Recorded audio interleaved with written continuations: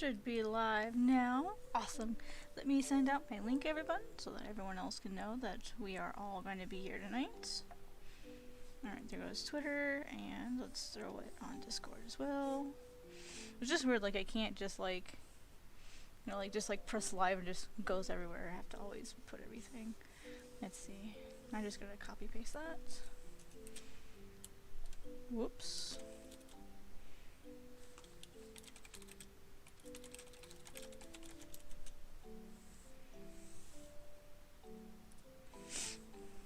I didn't update my thumbnail, but that's okay. I suppose that's alright. Hopefully everyone's doing well today. Bring up my chat here. I just forgot.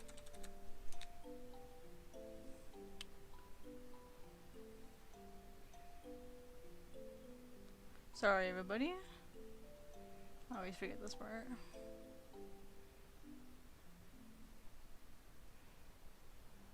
Password is on ink. Oh my gosh. I'll just have it up on my phone then.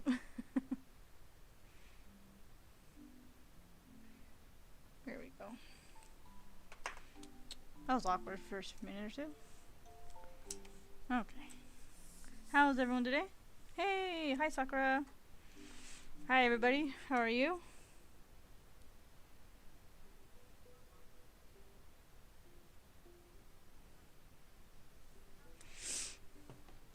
Trying to get into my other computer and I forgot that my keyboard isn't connected to it.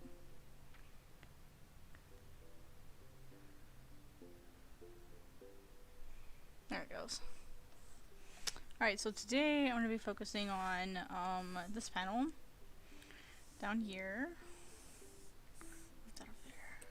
Whoops. Be focusing on this panel. I'm going to try to get that one done. I did some edits to this one. I think it looks a little bit better, but it's not quite there, so I may play around with that one a bit. And then I'd love to get at least this panel done, and then kind of get these cleaned up a little bit. So lots of work to do today. Probably go edit this one first, because it's close. I just have to like move his head a little bit. Gonna merge some things here.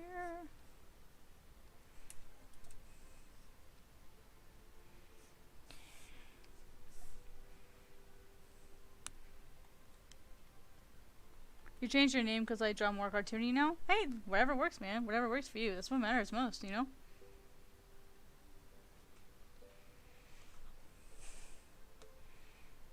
You gotta do you.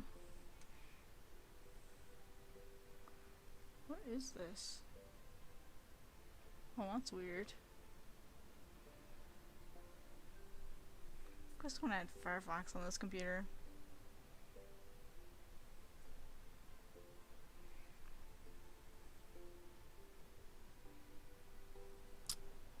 Trying to bring up my chat on my other screen here. I started drawing my Ina fan comic, but doing comic pages takes so long. It always does. So I don't think you're alone in that.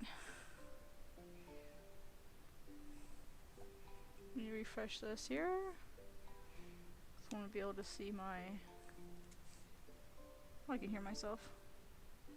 It's like, why can I hear myself? That's why. Okay, cool. Now I've got my chat up. Cool.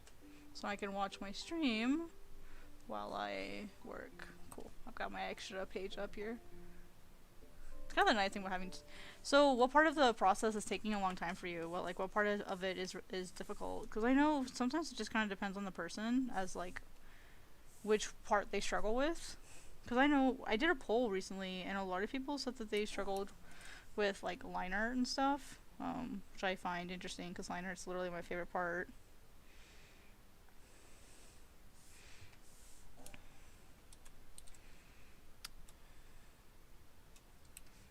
I think there's just too much head on him. Yeah, see, this is supposed to reach like down in the middle of his face. So now I'm gonna grab this and bring that down.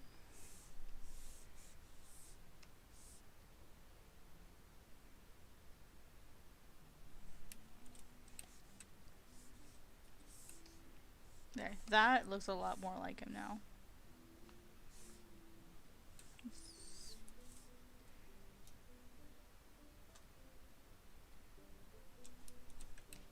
Alright, so now I have to go in and fix that screen tone. Whoops. Which will be up here. I think it's this one. Oh no, that's my 10%.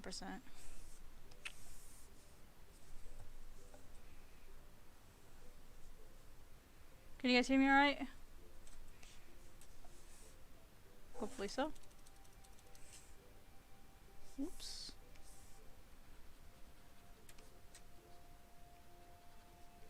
Got our Adrian von Ziegler friend playing again. Ziegler? Oh, I just love this music. Oh, hi, Yamitam. How are you? Let's see. Pink Pearl said, it just takes long, like all of it. I'm still going to do it. It's just a lot more work than I originally realized. Yeah, it usually is. A lot of people underestimate how much work doing comics and manga like actually is.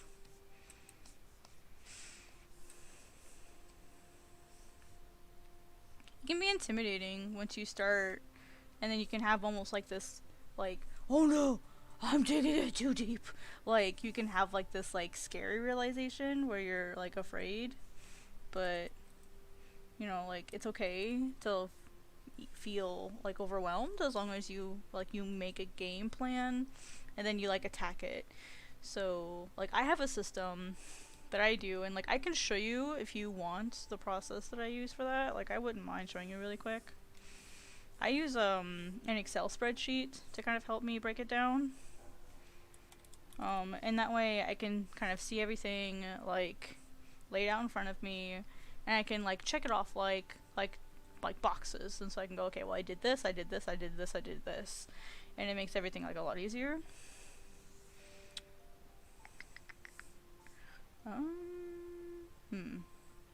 Schedule, invoice, curation tracker.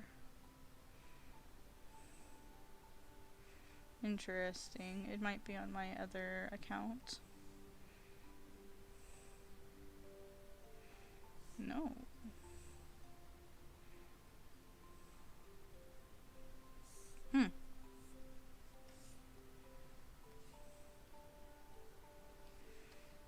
Well, I'm still willing to show this to you. Hi, Misting. Whoops, that's not what I meant. Not that one. Not that sheet. I'll show you guys here in a sec. Let me grab, because I can't show you guys some of this and some of this stuff, so give me one sec.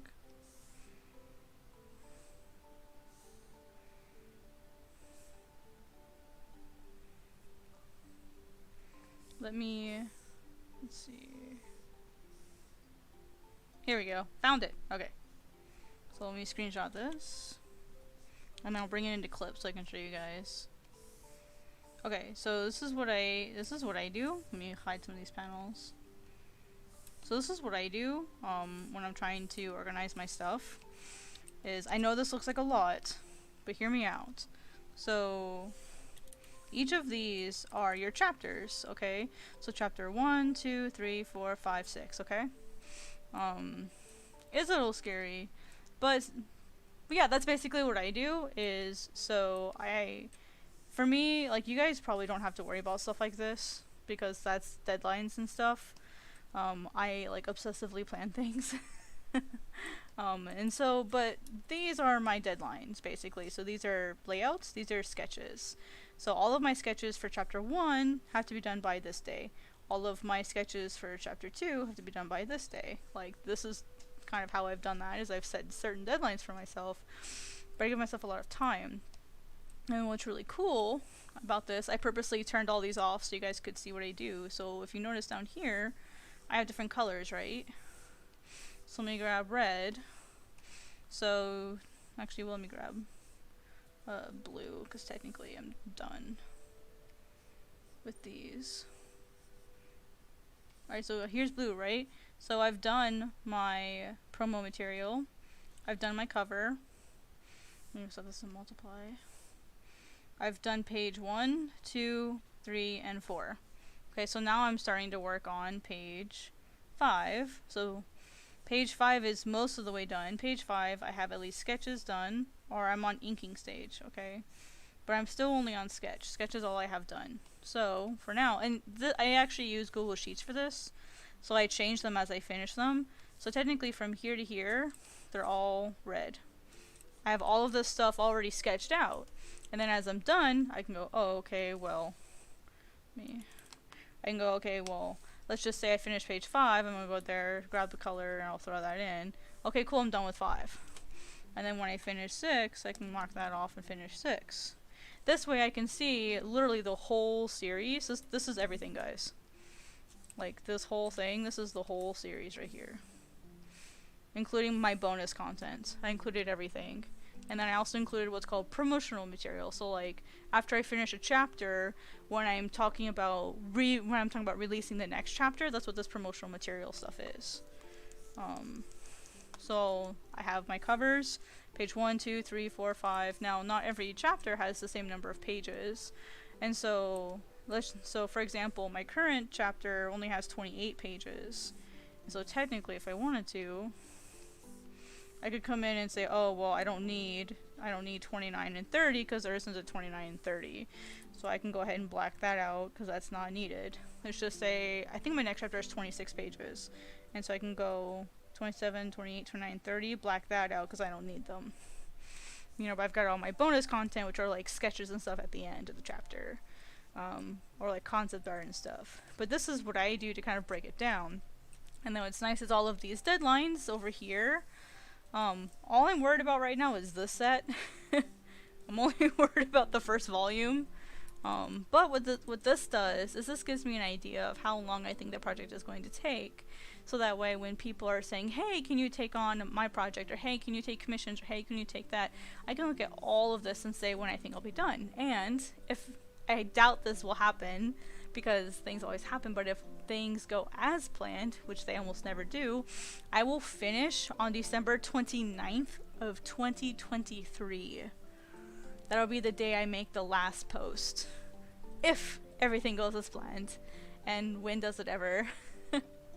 I like to make a joke that I'm really good at getting organized. The problem is staying organized. I'm really good at that, like, initial, like, getting things organized, but rarely does it stay that way. And every once in a while I have to stop and fix it, adjust it. Just for example, with this assistant, all of this stuff was not counting my assistant position. And now that I am also an assistant, these dates will likely change.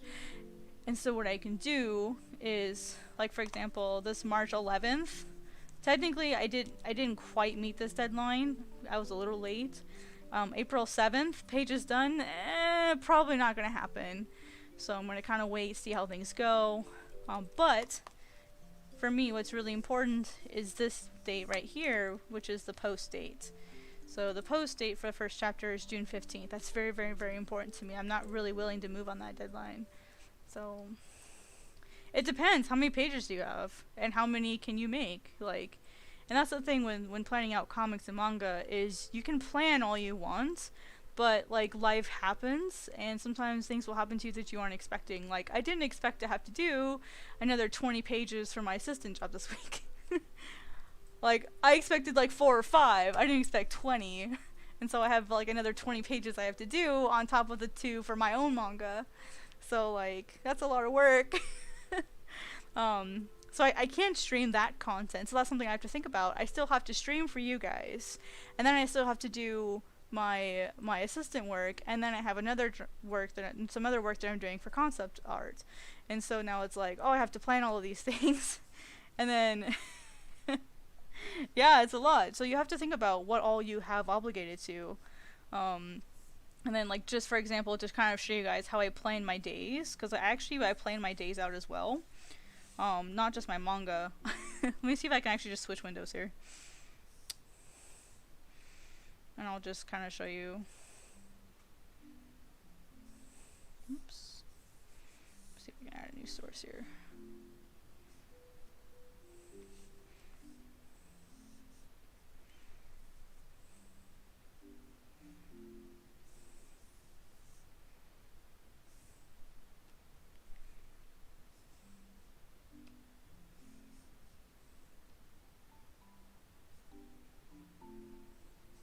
Hang on, guys.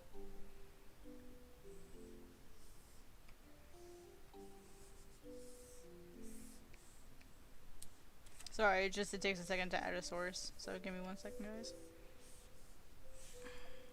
And for whatever reason, Streamlabs hates my tablet pen. It doesn't like it.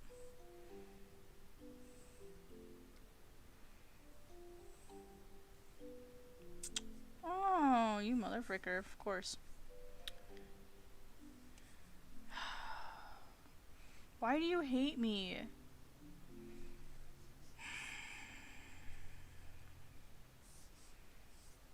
Like how it's asking to be let in when I'm already here. I'll just grab a screenshot. Sorry guys, I'm gonna have to do a screenshot. I just hate doing screenshots. Okay, so here's my schedule. Okay. Okay, so this here's the day. These are my streaming schedule. Let's see. This is my assistant stuff. This is my assistant stuff. This is Ghost Child. This is tutoring, and then this is like everything else I have to do. This is life. This is life stuff. And then this will be my posting schedule once I get that far. 2 pages a week? Yeah, I think that's doable. 2 pages a week. Heck yeah, you can do that. But you guys can see here I've got my streaming schedule. As you can still see my webinar. Like, I can't believe that was barely a month ago. It feels like the webinar was like a year ago already. It's crazy. But basically what I do is, here's the date. So here's today.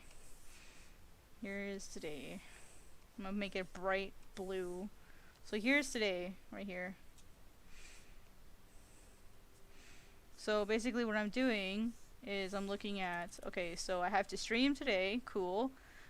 This will be stuff I have to do this week. This is my assistant stuff, I'll be doing that later. And then this is my Ghost Child stuff, this is my manga. This is behind. You see how all of this is red, and then this is not? That's because these are not done. I should be on page 24, but I'm not. Because I had my, oh come on, clip. I had my manga test. And I fell kind of behind doing my manga test. During these 2 days here that I initially fell behind on were days I was speaking with the people, talking with them, thinking that I would have a test at any time, so I didn't really finish those pages. And then I had like a whole like week of tests. Yeah, some of the stuff feels like forever ago. But basically this is what I do to help just keep my life organized. Is you can see here, if you look at the bottom here, this says manga schedule. So I've actually got this is all in one spreadsheet, just on different tabs. I have my manga schedule, which is this that I showed you guys earlier. This is my manga schedule for my stuff only. This is my this is my schedule for the next 2 years that I'm thinking about. And then I have got my own schedule for this year. And this, you can see here, I've got April here. I have it all the way planned out as I think it'll happen for the rest of the year. And then what's nice is as I scroll down through the documents, I just either delete rows that I don't need anymore, or I just turn them red to know that the day's passed. It just kind of helps me plan things in advance, or if I need time off. It's just how I handle my schedule. I like books. Like, books are great, but books use paper. I'm trying not to use as much paper anymore. And with something like this, I can carry it around with me on my phone. And I can literally just, like, go to Sheets, open it, change it, boom, done. Versus, like, paper, I have to, like, get, like, a whiteout or get a sticker put over it, write the new one in, that sort of thing. So this music is really loud.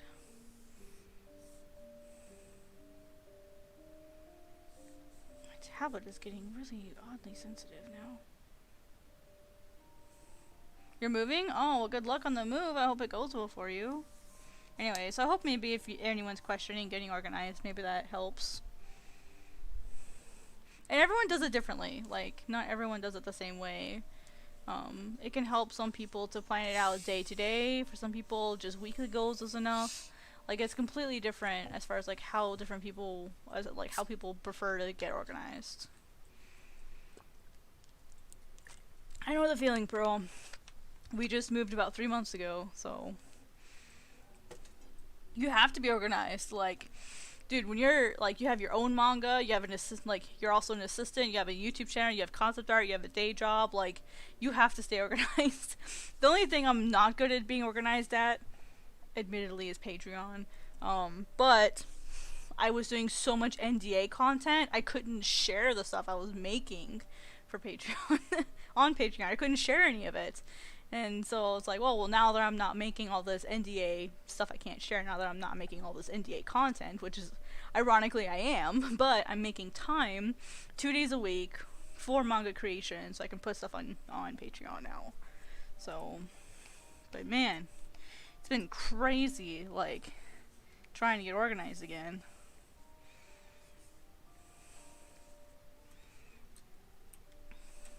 Yeah, and some people work really well like that. I am not one of them. I need to know what I'm doing day to day, because if I don't plan it, I'm gonna be like, ooh, what do I do today?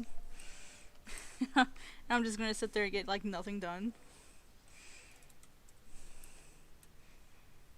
I have it all the way planned out to the end. I know when and this is like best case scenario.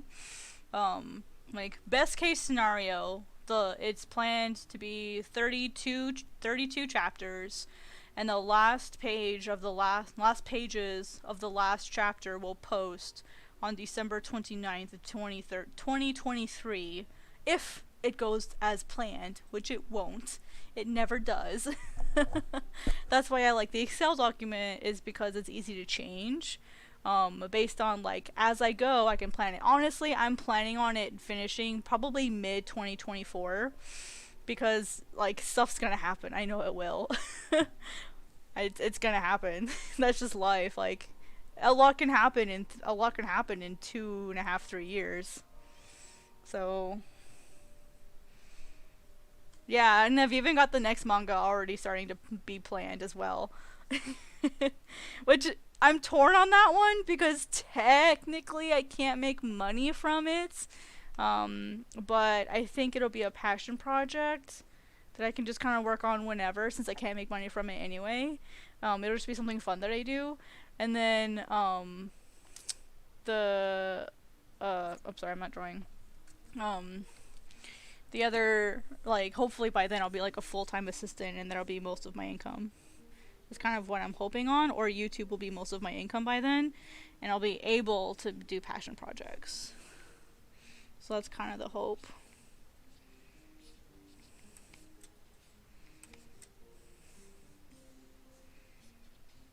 Okay, I'm gonna re-sketch this a bit, kind of fix some of this anatomy.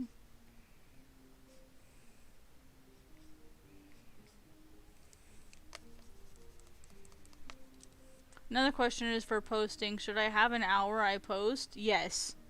Yes. Try to post at the same time whatever days you post, try to post at the same time each time. And try to pick the same days of the week. Because here's the thing. Whether you're doing manga, whether you're doing YouTube, whether you're doing like anything as far as like content sharing, the more predictable, it doesn't matter as far as algorithm. What matters is that you need to be predictable. If you're posting like I don't even know what platform you're posting it on, so that would help. Like, because every single website's going to be different. If you're posting on, say, something like Pixiv, you need to cater to the Asian time zones. If you're posting on, say, Webtoons, you probably should still focus on Asian, but a lot of them are also American readers, and so it depends on who your readers are, and that's the thing. Until you know who your readers are or who your target audience is, you're not really going to know. So, for example, say you're targeting, say, teenagers. Like, let's just, for theory, let's just say teenagers are your primary target. Teenagers are busy from 8 to 5 p.m. every, 5 days a week. I hate that my screen does this.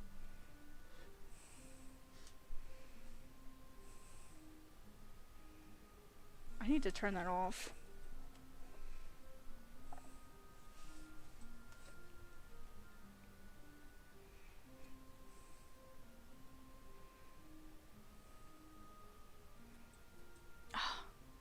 I hate tablet mode. This is so annoying.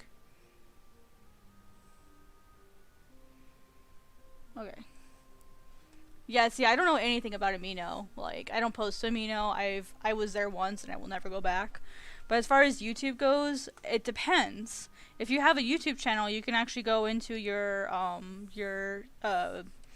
studio and you can actually see like when your audience is the most active. That's when you should post. Yeah, getting started is super difficult. Dude, I'm assuming you found me through my webinar then? Let's see. So if you go to your audience panel, I'm gonna show you something, Pearl.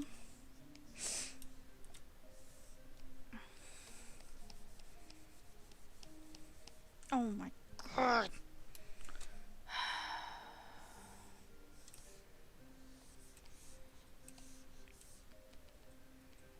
So if you go to your audience panel, you'll see this graph. It's on your audience panel.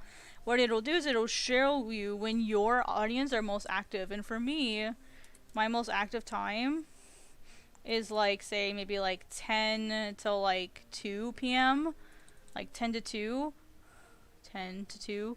That's why when I post my stuff, like when I post my polls or when I make my content post my community page, most of the time it's between these times. Like it's between 12 and 6. There's a reason why I'm posting it at those times, guys. It's because that's when everyone's most active.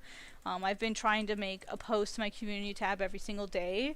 And the other thing I have to... Because you don't have a channel yet, then what are you... How are you posting it to YouTube? I don't understand. You don't have a channel? Well, if you don't have a channel yet, then yeah, you won't have YouTube Studio. Because you need to have a channel. If you haven't made the channel yet, you won't have this information. Well,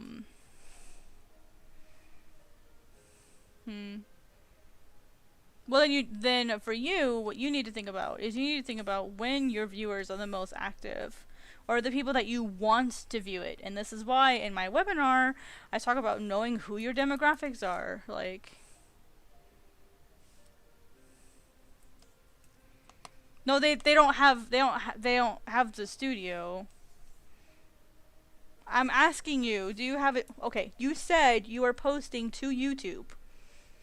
I asked you where you were posting, and you said to YouTube and Amino. That's why I'm talking about YouTube. Because, okay, you're confusing me now. Do you have a channel or not? Then you should have YouTube Studio. Do you not know how to get there? Here, I'm gonna go to my channel, and I'm gonna show you how to find it. Because I guarantee you have this. There's no way you do not have this if you have a channel.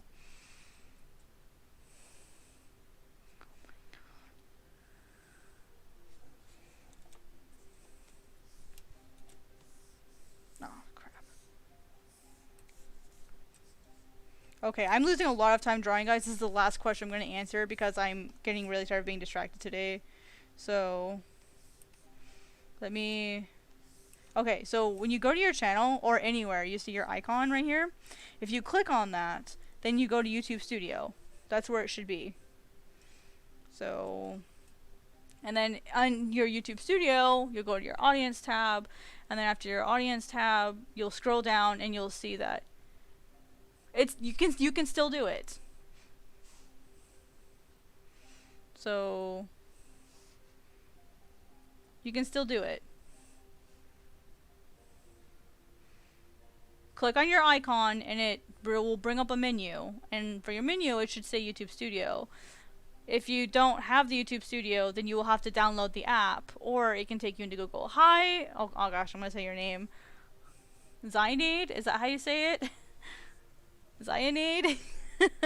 I'm sorry, I don't know how to say your name. XYnade? I don't know, sorry.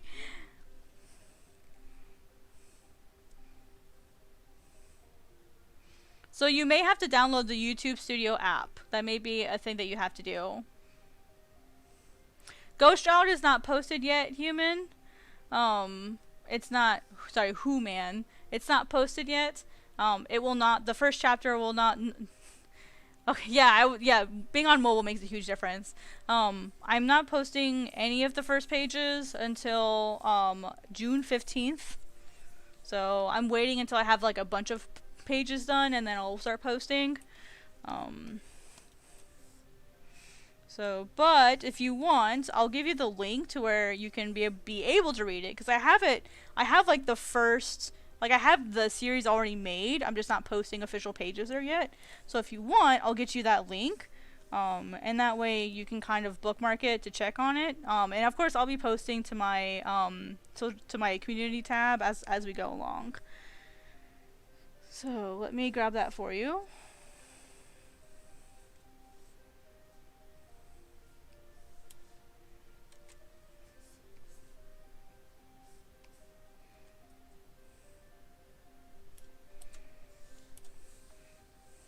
Okay, you guys, if you guys aren't on Global Comics, it's completely free. Like, my series is gonna be free. It's not a big deal. Like, I'm not gonna charge people to read it.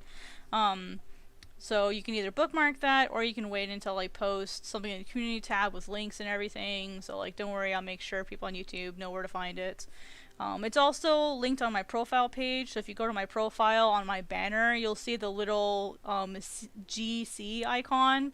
It's like a little orange G. You'll be able to click on that, and it'll take you straight to my manga. So it'll be really easy for everyone to find.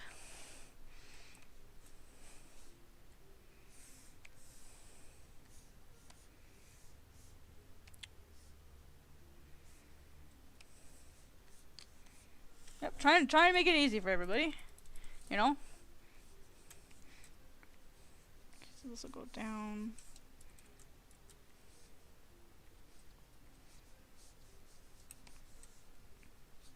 Yeah, I appreciate all the interest. Thank you, guys.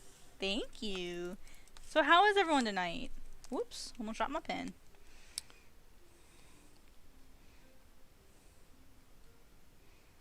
So go this way.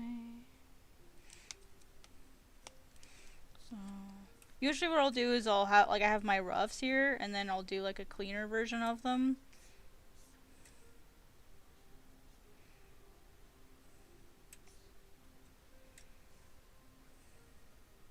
She ends up putting her hand up here. So I'm doing basically like a looser version of line art, kind of cleaning up some things, so I can know where to all go.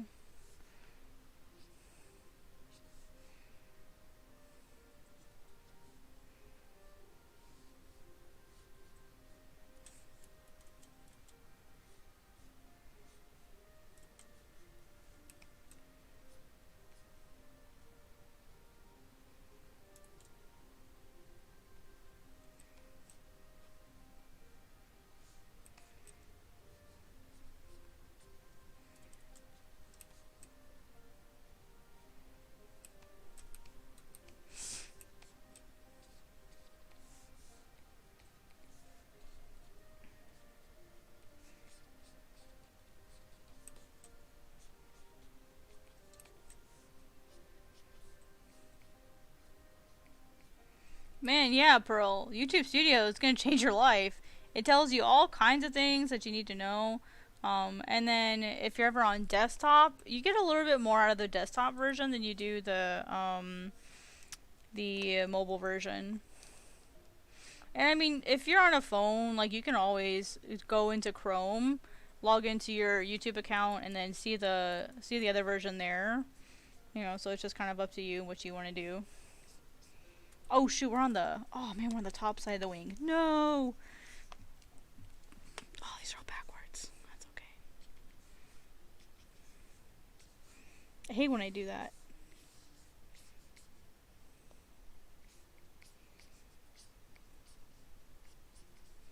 I was wondering why it looked so weird. Because I had the wrong sign on the side of the wing. So who all here also makes manga? Sorry guys, I just needed a few minutes to kind of get the sketch moving, but we're good. We're good now.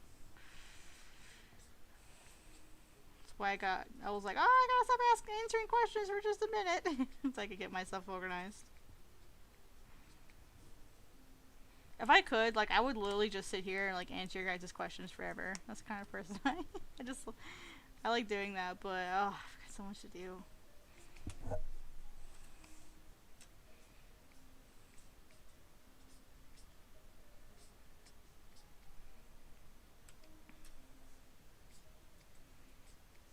was really happy. I'm really happy to see like so many people participating in my polls.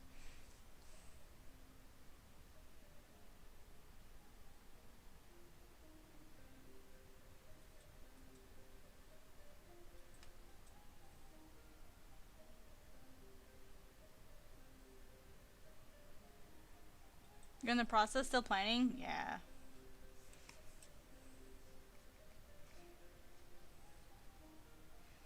Are you gonna do like a one shot or like a full story? Because I know usually it's easier to start out when you just do like, you know, like those small ones. You know, usually that's easier to start out with. But I'm always curious to hear like what other people, you know, are up to.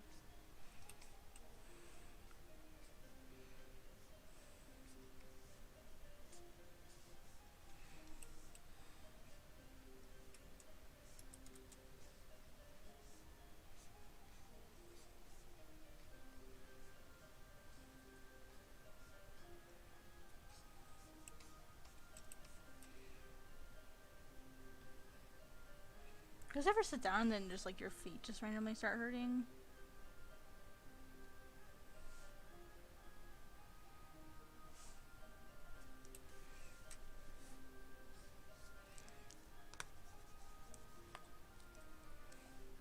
I've got Miso in my lap and I don't want to move because she's so comfortable and she looks so cute.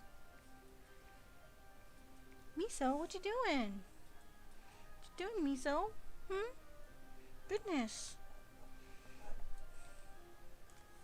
Full story.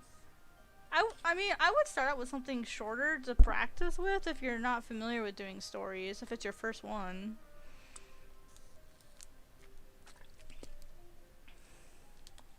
I'd also like define longish. Like, are we talking like one volume? Like, or like how many pages, I should say, is usually a better question to ask because most people don't understand how long a volume is. So, like, how many pages are you looking at? I always recommend people start with shorter ones.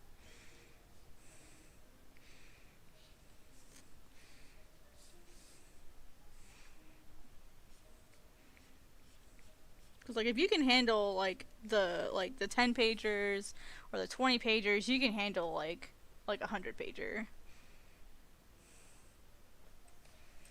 No worries, Pearl. You don't have to download it right now. I was just letting you know that that tool's there, available to you. Thank you, though. Let's see. Actually, I'm gonna do this. Just kind of got this one folding. Oh wait, it's a little tiny. Oh, come on, clip. I hate when it saves when I'm trying to do stuff.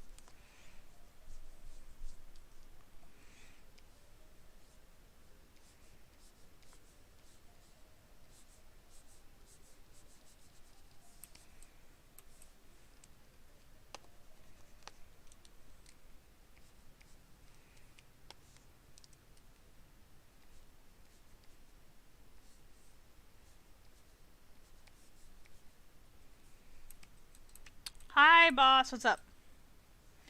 Okay. How you doing?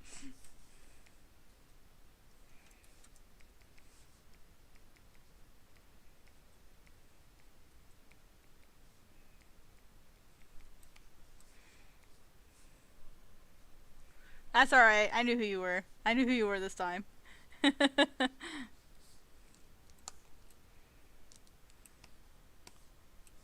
Oh man, these feathers are too small. Make it a little bigger. Just need these.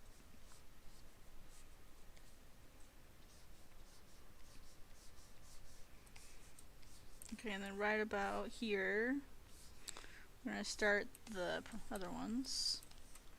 Whoop. Come down here.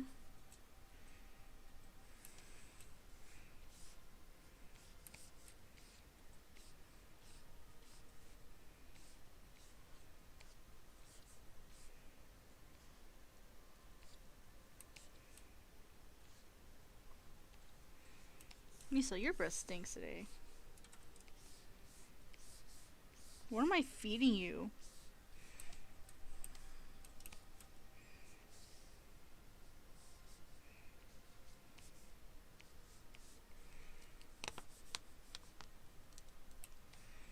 How is everybody? Practice is my main focus right now. I'm still deciding the media though, online. Comic, webcomic, there's a lot to choose from. Oh yeah, for sure. I would definitely pick all of that first. I don't know if have you seen my webinar that I did?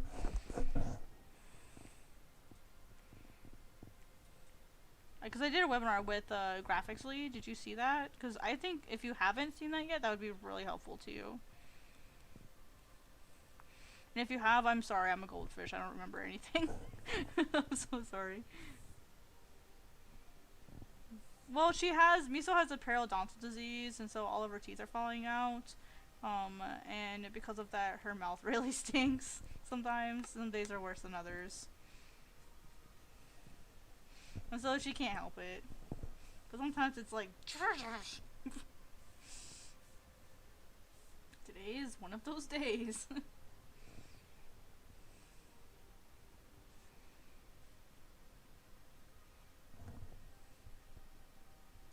Oh, it's posted. They posted the VOD, so you can still watch it, even though it was already over. So if you want to watch it, you still can. Would you like me to give you a link?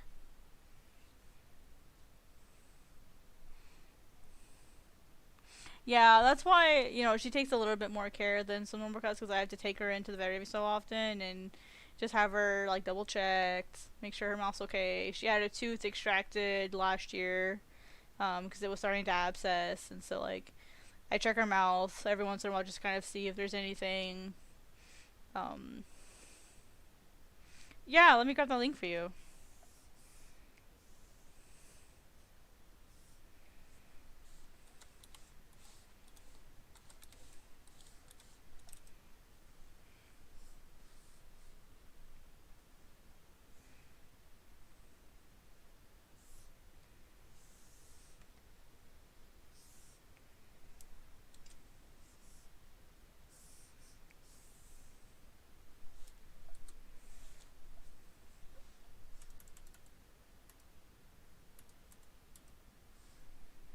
Alright, let me know if that link doesn't work. It should.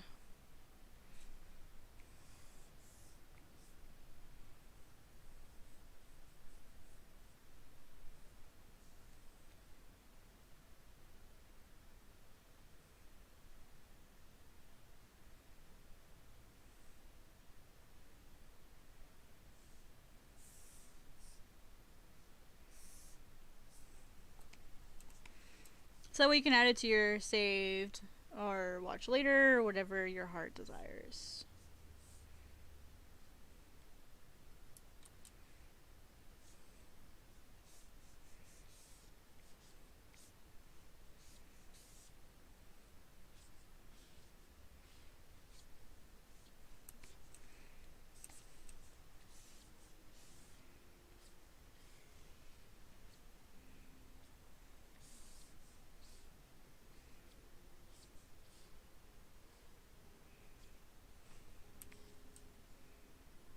Oh, they're far too long.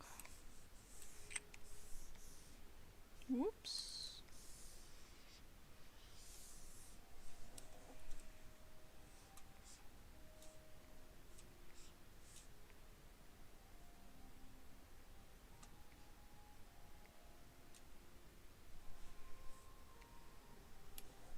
I think these are too short.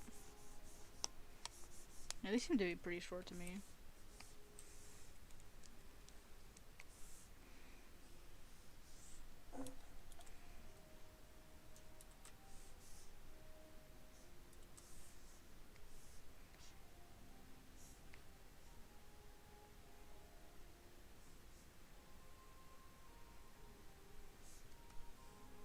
Awesome. Cool. Yeah, you can watch that whenever. Usually when people come by my streams, I'm usually happy to answer questions. Every once in a while, I'll be like, I'm a little too busy for questions today, but for the most part, I'm pretty chill about like answering people's questions for the most part.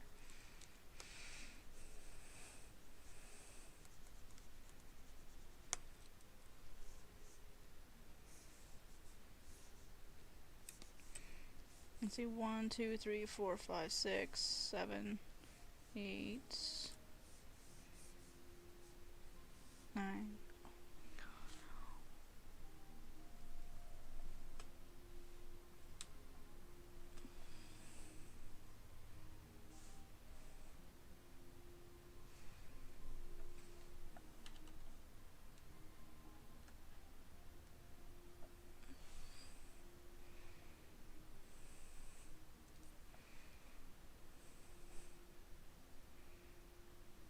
Okay, I have to change this right now because it keeps going out on me and it's super frustrating. 3605. Okay, hang on, just give me 1 second.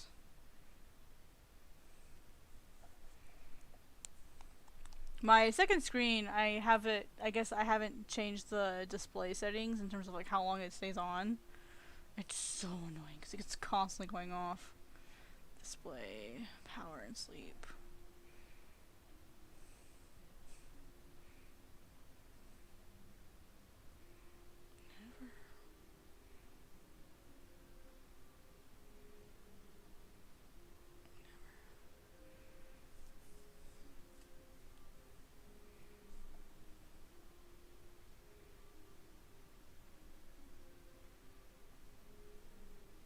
Okay, now we should be good. Display.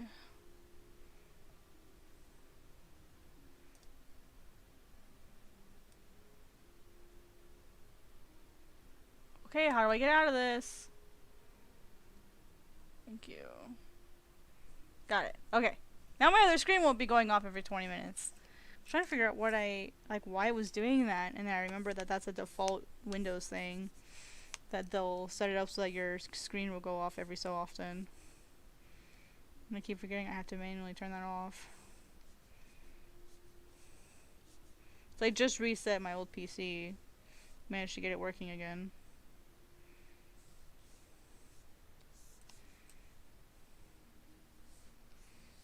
Just down like this. Hi, Nico Draws. Hi, Nico Draws. That's funny.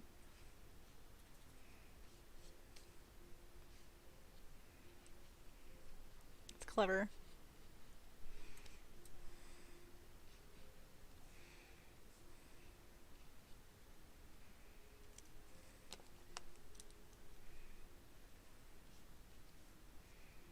Boop, boop.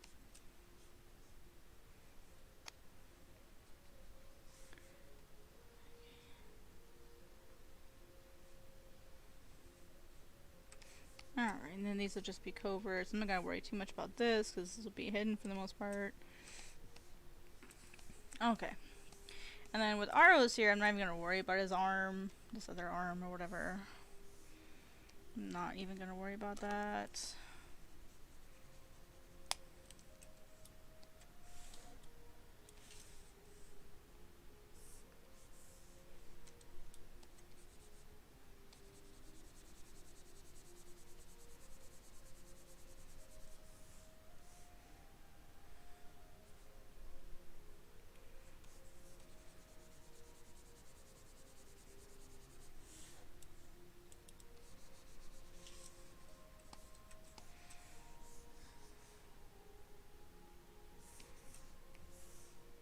And then with Aros, I was debating on if I wanted to move him. Oh, thank you. Thanks. It's been a while, guys. I've been drawing for a while. Oh. Thank you.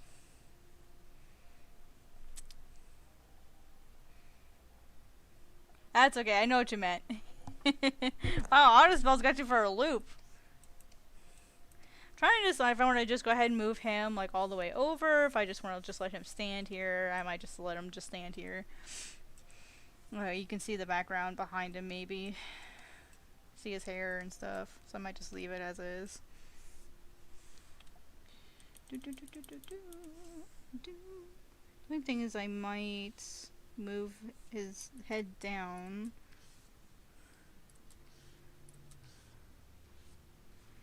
Maybe because I don't want him completely cut off. Does he have loose hair over here? Yeah, he does. But nothing too crazy. There we go. Maybe take out that one. Then in this one he still has the round ones. Yours are weird in perspective. Actually, I'm just gonna... Actually, I think his are... Yeah, his are hidden when I draw them this way. So I guess those will just be hidden.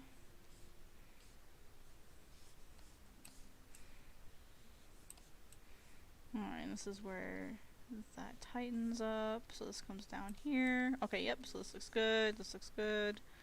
Here's his back. So this will end here.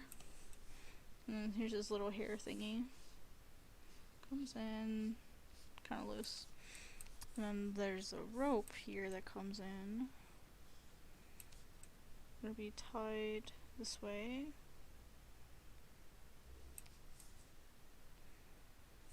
And then it'll have two loose pieces.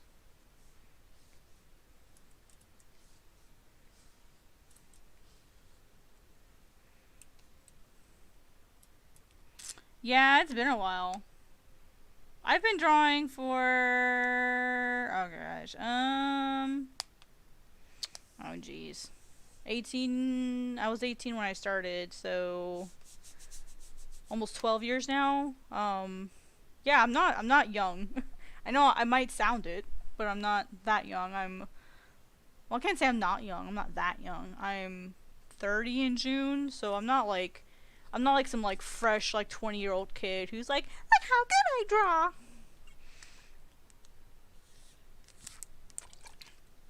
I've had lots of practice. So I also went to art school, so I've had a little help. You know, I'm not like, la la la, I'm all self-taught, and I never had to use the internet or anything. I was just born with a pen in my hand. Nope. I just started drawing until I was like 18. And then after that, it's been like draw like constantly. Oh yeah, I started at 18, bruh. I mean, if you want to be super technical, I started at 19. If you want to be super technical. So, but yeah, I started, so originally when I was going through high school, I was a band kid. And I really loved science. Like, science and math are my favorite things. I think that's why that's why I love budgeting and organizing and planning. It's because it satisfies, like, the crazy logical part of my brain. Yeah, I'm someone who likes making budgets, and I like doing my own taxes, and I like doing math. Like, that's stuff I like to do. But then, my first year of college was spent studying medicine. And, like, a combination of events, I was, like, I decided not to go into medical field. And then my second year of college, I started animation. And so then I kind of was like, oh, hey, this is a thing that I think is cool. And that was when I started drawing, like, consistently. Before then, it was like, meh, I'm gonna draw here, I'm gonna draw there. Like, it wasn't anything that was, like earnestly trying to get better in. It was just a thing that I did every once in a while. But now that, you know, like, once I started studying animation, I was like, man, I gotta know how to do this. Because I wanted to do 2D animation. I wasn't even sure, like, exactly what I wanted to do at the time. Well, I love science. I love science and math. I love them pretty equally. They've always been my best scores when I've taken, like, tests and stuff. Even now, like, I'm still very, like, analytical in how my brain works. But I'm also at the point now where I'm just kind of like, meh, just go with the flow. Meh, whatever. But I can still be kind of analytical sometimes. Like, I overanalyze really, really good. You were a singer. I don't sing so much anymore. Oh, same, dude. Oh my gosh, I played so many. Let's see. Let me list them off. I almost said Piccolo. I played Piccolo, if I can spell it. That was my primary. That was my number 1. And then my secondary was flute. So that was my number 2. And then I played tenor sax. alto sax. I played vibraphone, which is a pit orchestra thing. I played chimes, cymbal. I played these two together. And then I did the kettle drums, so I did steel drum. And in steel drum I played bass, played tenor bass. Yeah, I think that's what it. So 1, 2, 3, 4, 5, 6, 7, 8, 9 different instruments. So, dude, music was like my thing. I did that for years, and then like my senior year kind of like killed it for me. I got robbed.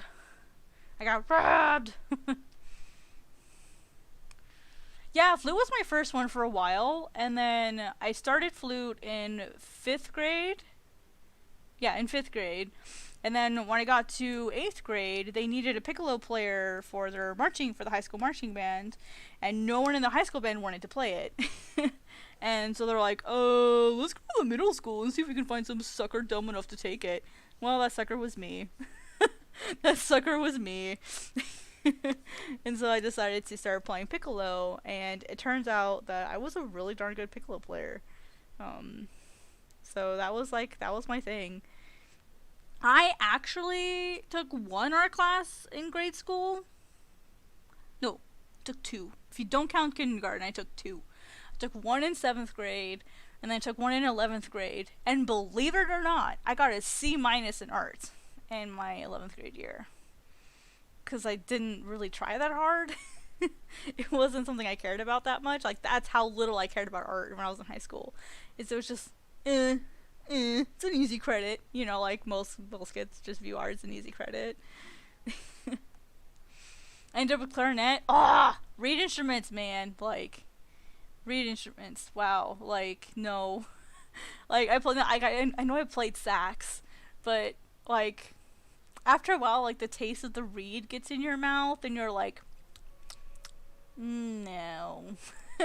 It stays with you forever. Like, even now, I can picture the taste of reed in my mouth. And, like, you play for long enough, and, like, your whole lip goes numb, and you feel like you got beat up. Because you can't feel your lip.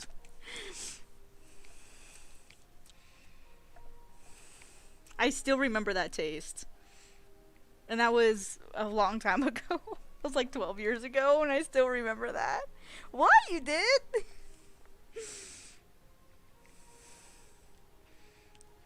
See, I was a piccolo, being a piccolo player mostly.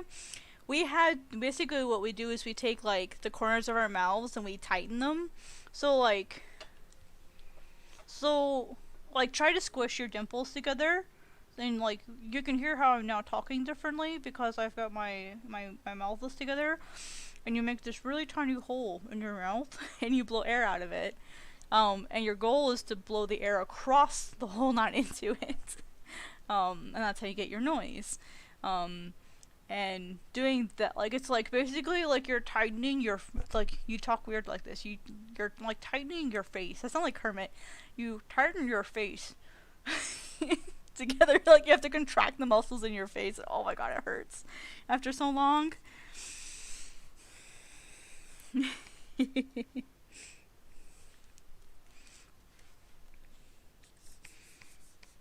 Alright, so let me right about there. What about here?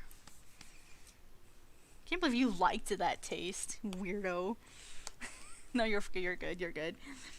I know others who felt the same. They never explained that to me. Yeah, you have to, like, well, especially for flute, it's not as much, but for piccolo, like, for flute, you don't have to have as, like, so basically the way it was explained to me when I was going from piccolo to flute is with flute, it's like a much softer wind, but when you're playing piccolo, you have to have a much harsher wind. Like, you have to be, like, your blowing of the air has to be a lot more forceful. And so having a super strong diaphragm is really, really, really important for flautists and for piccoloists. Because, we have to have that really, really strong airflow. And understanding, like basically you move you can move your lips forward and backward to, like, it sounds stupid until you actually sit down and try it in the mirror. and you're like basically adjusting your airflow. Do same. I graduated in 2009 from high school, but like my last year of band, I didn't get to play piccolo, because I moved to a brand new school my senior year, like 1,500 miles away, and I got robbed.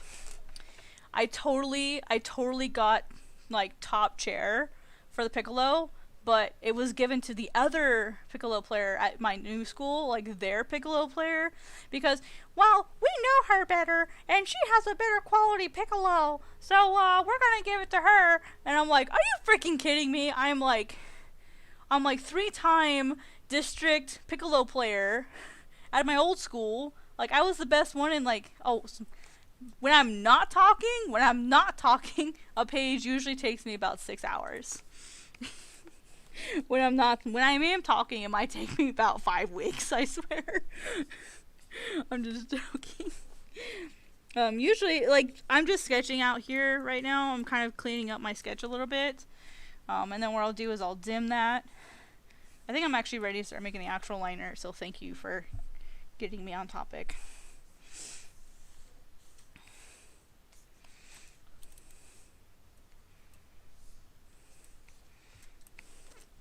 Yeah, I'm chatty. I'm chatty as heck.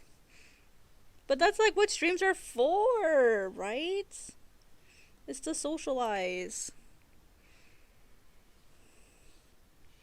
Yeah, when I'm focused, a page will only take me about 5 or 6 hours.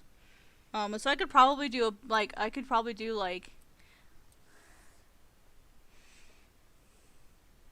know what? I played violin when I was little, but they said it was trash and I should quit. Aww. That sucks. That's terrible, dude. Like, ugh. I hate when people, like, squash, like, dreams like that. I always wanted to play cello. I thought cello was going to be a pretty instrument. And hello, Half Day. Hello, I see you. So, I hope you heard my answer to your question. So, a whole page from, like, beginning to end is usually, like, 8 to 12 hours, a whole page. So for example, I can't show you guys the full page. Oopsie. So this page is mostly done. There we go. This page is mostly done. I just gotta do that bottom panel. And then I still have this panel to do, which I should be able to get that one. And oh my gosh, it's already 9 o'clock. Oh no, it's only 8 o'clock. Oof, I forgot my other computer's fast. I was like, where did 2 hours go? But yeah, so I've got the top panels here done, and so I'm just kind of doing this last bottom one, and then I'll move over, and so I'm going to try to get this panel, I'm going to try to get this top panel here done. This one will go really, really fast. It'll be easy. But my goal today is to get this page done. I'm almost there. 2025? Gosh, I'll be done with my manga before then. Hopefully. Goodness. Don't make me feel old. I graduated college in 2015.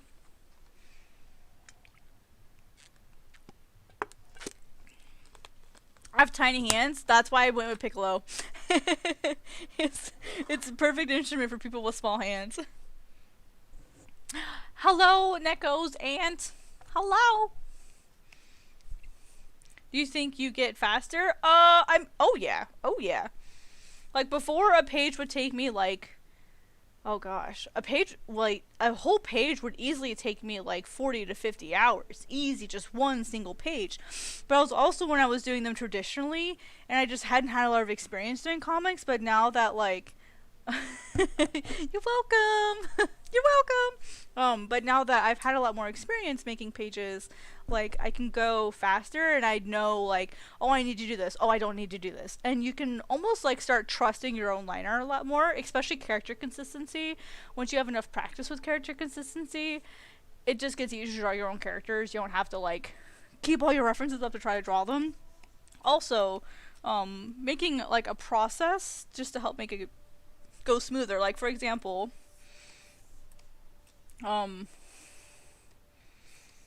here we go. I have, like, here's the page I'm working right now, 5 and 6. I have 6, 7, 8, 9 already sketched, ready to ink. And then all of these other pages, you can see they've already got panels on them. They're layouts. So they're like, they're middle stage, there's layouts. And then there's these cleaned up sketches that I'll do.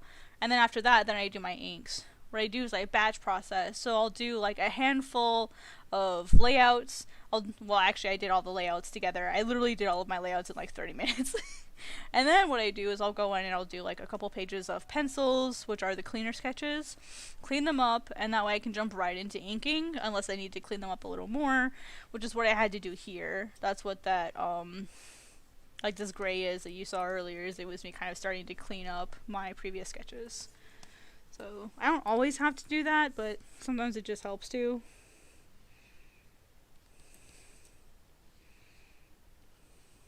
But yeah, after a while, you just kind of figure out what you need and what you don't need, you know? I mean, there's a million tips I could give you for making manga. I mean, it kind of just depends on, like, what stage you're in, honestly. Because there's, like, I could literally talk about that all day long as far as, like, tips.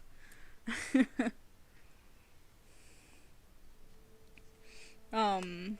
I literally could give speech like a bazillion speeches on that. I guess like the biggest thing that I would say is just, yeah, I did do a webinar.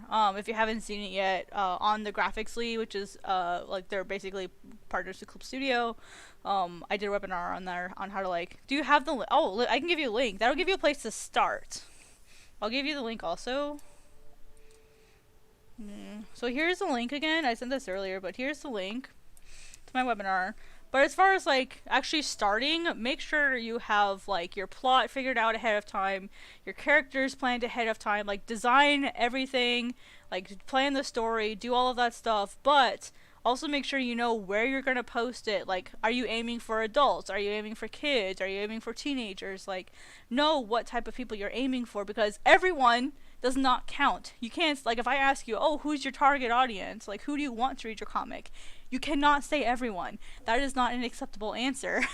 Ideally, in an ideal world, everyone would read your comic, but that doesn't happen because, like, not everyone is going to love your comic, so saying everyone's a highly unrealistic answer. For me, my comic is more geared towards, like, maybe, like, 17, like, basically above high school age, as far as, like, people that would get it, because none of my characters are teenagers. They're all adults. They're all, like, 25 plus. I think the youngest character is 23, you know. So, like, well, I guess Coco doesn't count, but technically Coco's 13, but he's technically an adult. Because he's a bird, so he's an adult bird. But anyway, yeah, so, like, don't be afraid to sit there and plan things, but, like, don't sit there and plan the heck out of it to the point where you get so nervous that you don't want to start. This is way too high.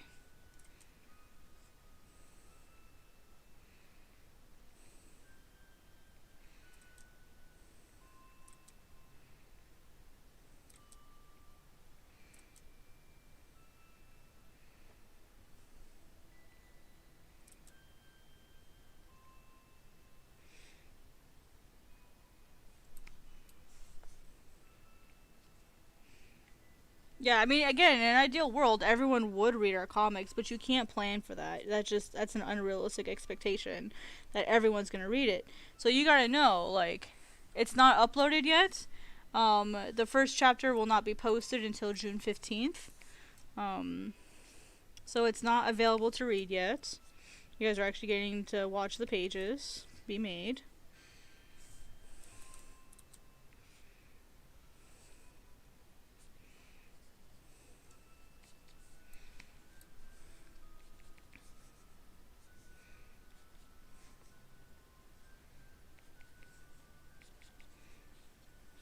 Yeah, don't you guys feel lucky? You guys get to see it before everyone else does. But yeah, like, planning out your manga is really important. If it's just your first one and you just want to do it for fun, you're not aiming to be super serious about it, then just do whatever and, like, literally just enjoy the process. How do you decide what to post it on? I have that in my webinar, that I just posted a link to.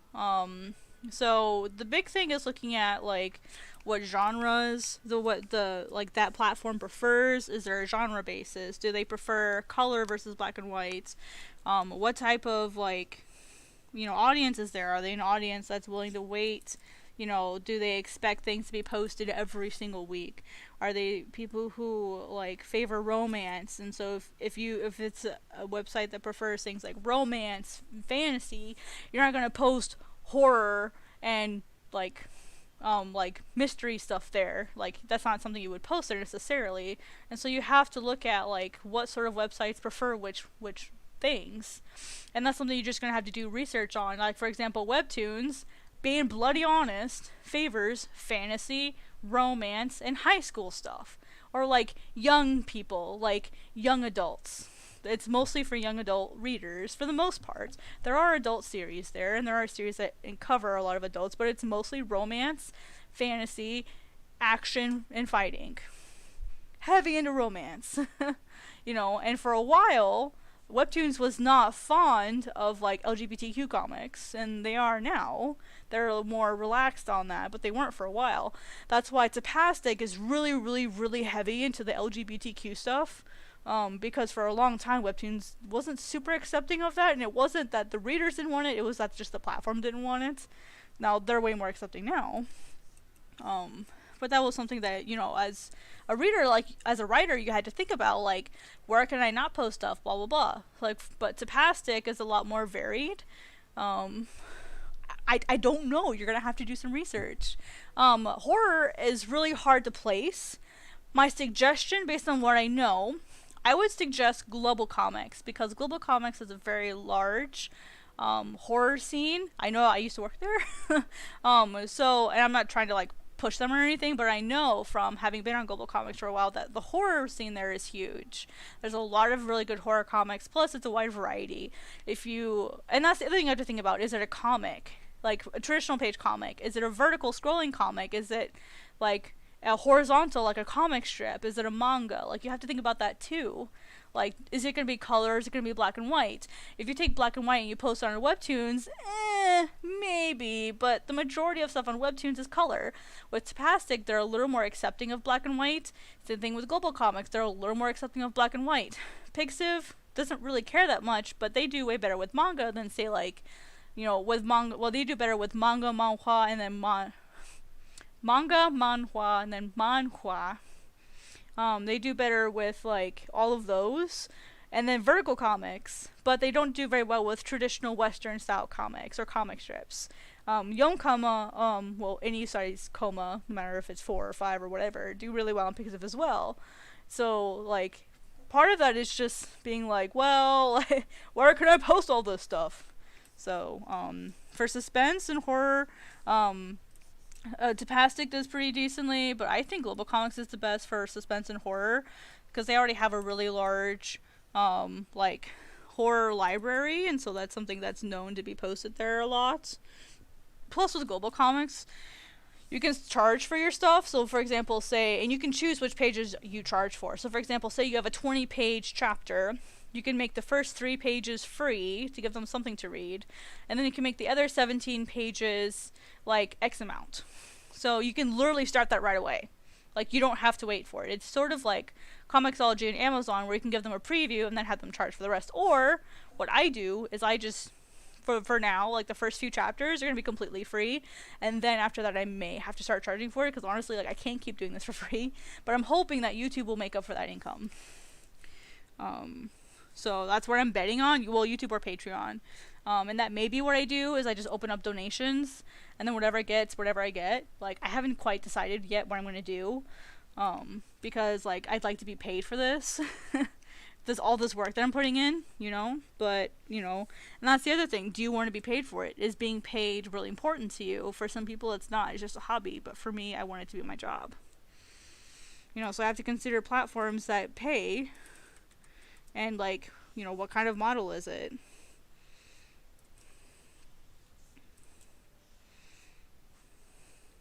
So there's just all kinds of things you have to consider when you're choosing a platform. It's not just like the best thing you can do is to make a list. Like, literally grab a piece of paper and write like money, genre, blah blah blah blah blah blah. Write the names ones and go. Like just mark X's on the like where like every like where like say Tapastic checks off all the boxes, and take webtoons and then mark it where it checks off all the boxes. Like that is like the best thing that you could possibly do, is to figure out where like would be best for you.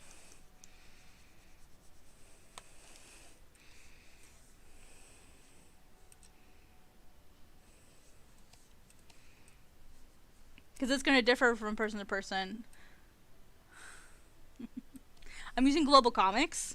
Didn't I send you a link to it? I thought I sent you a link to it. I will only be using Global Comics. I will not be using anything else.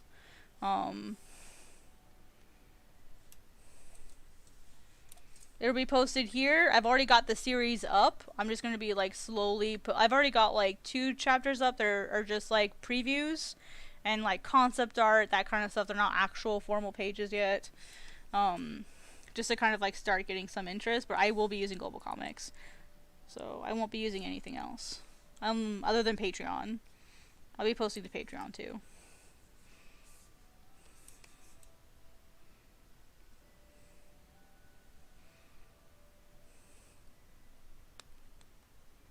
Hi, Yuki the Kitsune. Hello. How are you? Oh, hi. You must be Neko's aunt. Hello.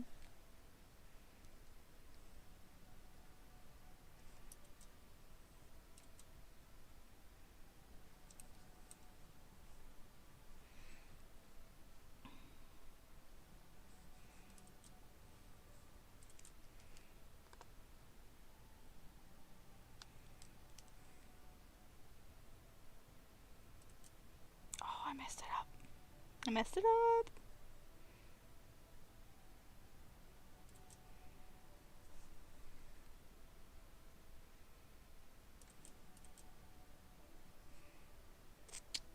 See, I lost my flow. Dang it, cat.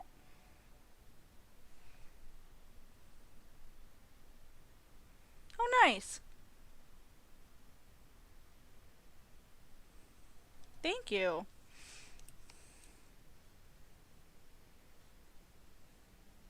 I always appreciate the compliments. Trying to keep going, and I suddenly forgot where I was in all this.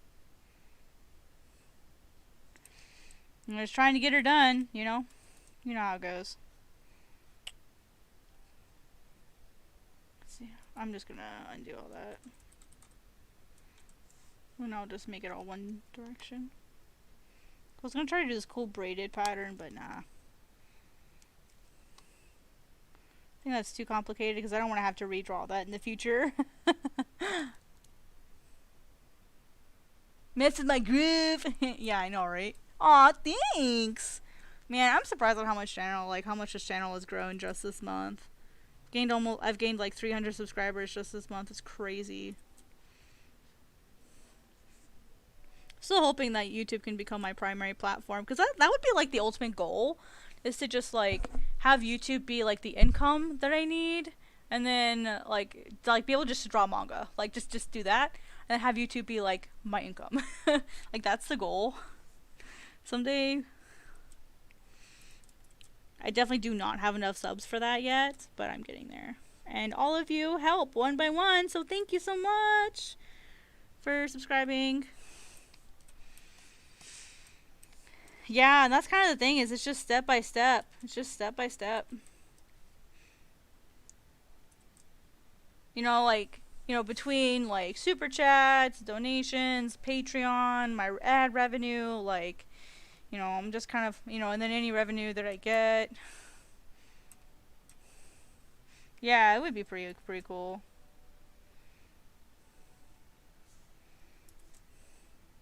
Someday.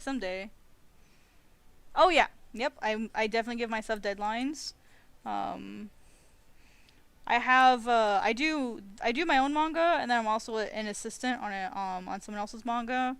And so that's really the only way I get everything done, is that I set deadlines for everything, and then adjust as needed should the need arise. Because sometimes like the now that I'm an assistant as well, sometimes the stuff that they give me may take priority, and so I may have to fall behind on my stuff just to get their stuff done. And that's what happened last week. That's why I had to cancel my streams last week, is I got some work I had to do. That's so I couldn't work on my stuff. Yep, I have a spreadsheet that I keep everything organized in. That way I can just make sure I get everything done. Otherwise I would not get everything done. It's chaos.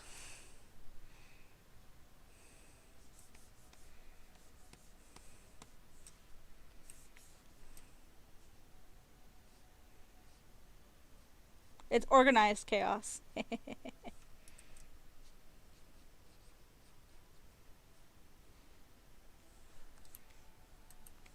Oh, nice. I try to remember everyone, but now that the channel's getting so big, it's so hard to remember everybody. Honestly, my regulars are the ones that I remember the easiest.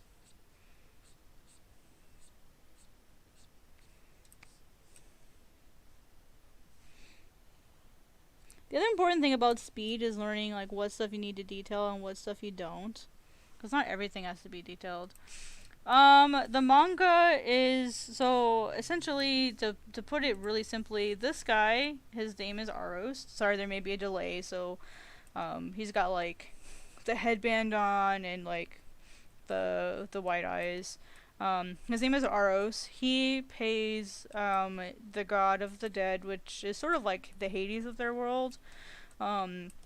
He pays the god to bring this woman that he loves back.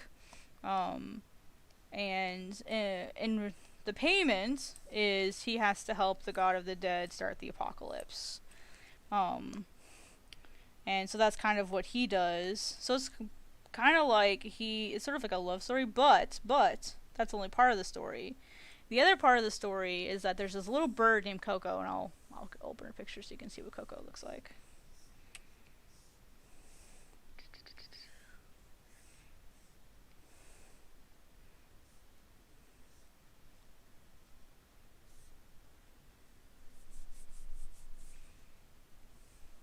That's okay. So there's this bird named Coco here. He's just this little bird. He's kiwi sized, so he's like the size of like a soccer ball maybe. He is the student of the woman who died, and he accuses this fox creature named Auk of her murder. And so he's like, you did this, so he revives him and forces him into a contract, thinking that he's getting revenge on her killer. This is an older page. I'm not using this page anymore, but I might recycle it later. But this is an older page that I did last year. And so basically you've got two different stories going on. So you've got the bird and this creature that he's revived saying, oh, well, you did this, so I'm going to punish you, blah, blah, blah, blah, blah. And then you've got this man here, this man named Aros, who revives Fale, going, oh, or he wants to revive her, but he has to do the thing first. And then they go, well, okay, then I'll revive her for you. And he's like, oh, okay, cool. Because he's that desperate. So the fox doesn't play a super major role in the story. But he's an important player as far as like moving the plot along. But he does like, I can't say he gets a lot of screen time. But yeah, he does like show up a lot, but he's not like a super big player or anything. Well, thanks for coming, Pro. I really appreciate it. Take it easy and have a good night.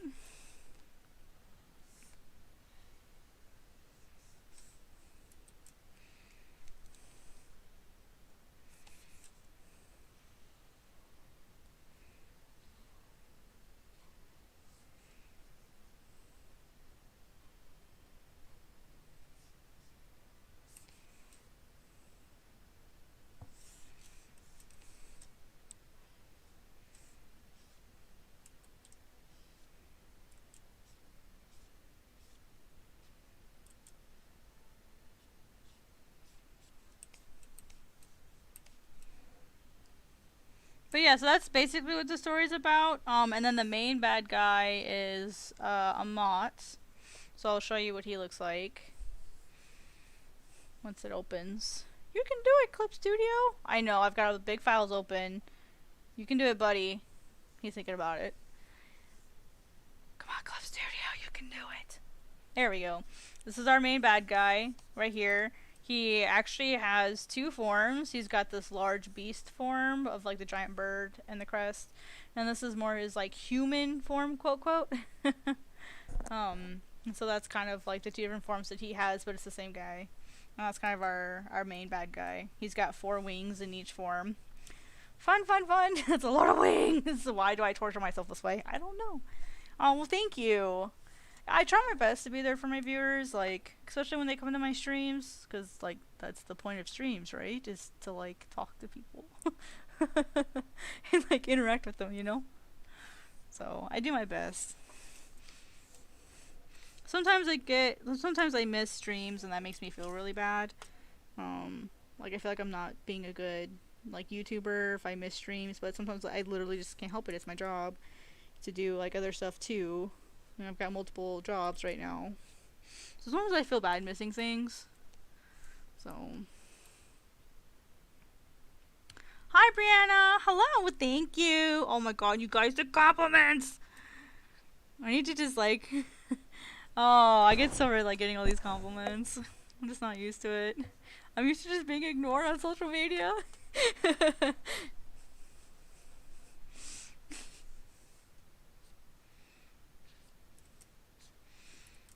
Like seriously, like interacting with people is like this weird thing. Like it's weird. Like it's a weird thing to like have so many people talking to me. Because for so long my social media following has been so small. Like literally YouTube is now my biggest social media following, and so now it's like there are so many people here. Oh my god. Like ever since the webinar, like my followings have gotten a lot larger, and suddenly I have like a lot more people. I can't even imagine like some of those other YouTubers who have like hundreds of thousands of people. Like how do they possibly keep track of everything? Oh my gosh, like I'm both excited to hit 100,000 and get that silver play button, but I'm also like super nervous because I'm like, how am I gonna handle live streams when I have 100,000 followers? Oh my god. You know what I mean? So, oh gosh, it'll be madness. It's gonna be madness. Absolute madness.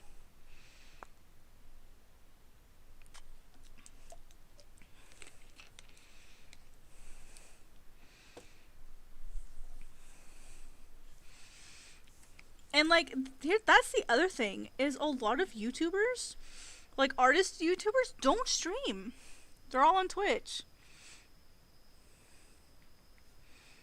Now, to be fair, I technically am still affiliated on Twitch. I could go back at any time, technically.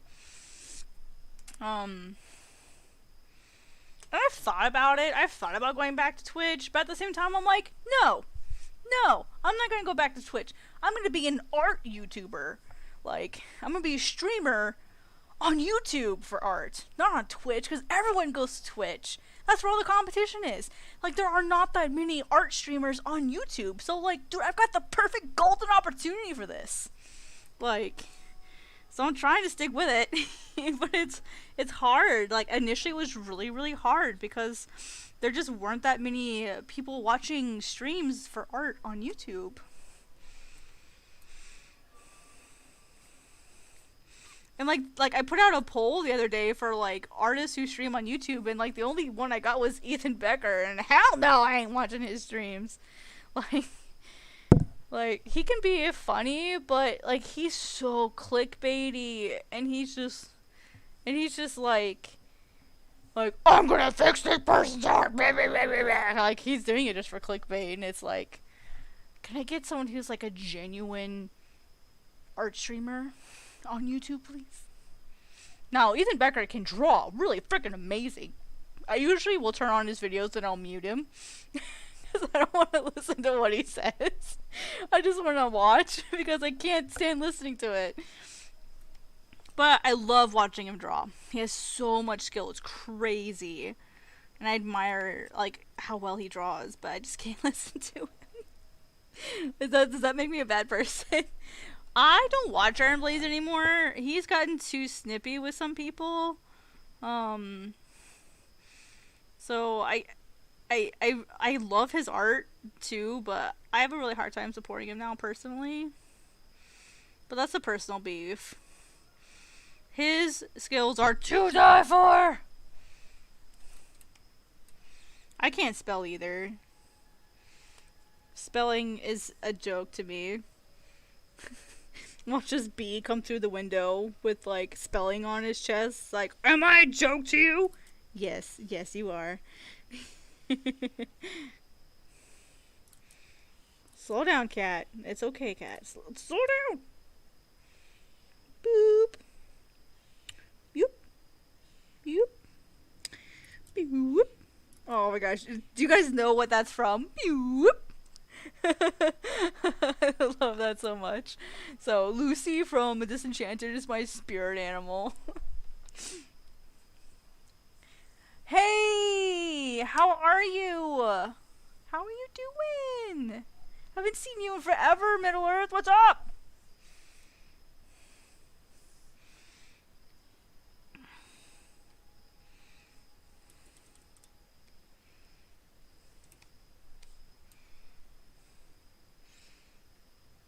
I love doing that boop sound. Like, oh man, when I get stressed, I literally just sit there and just go boop. And it makes me feel so much better because it's such a stupid sound. And then I just picture Lucy doing it. Oh my god, it's great. I'm like, what would Lucy do in this situation? And then I can just sit there for like 30 seconds, have my like my eyes glaze over for 30 seconds and feel better about myself and then get back to work.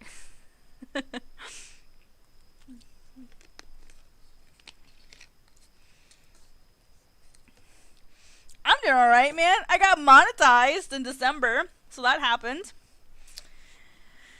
Yeah, that's the thing that happened. So I'm monetized now, yay! And I've been trying to stream regularly. I'm also now a manga assistant on top of my own manga, and my day job, and my YouTube channel, and I do concept art. Oh my god, there's so much stuff going on right now. Like, life's getting busy, man. Life's getting busy.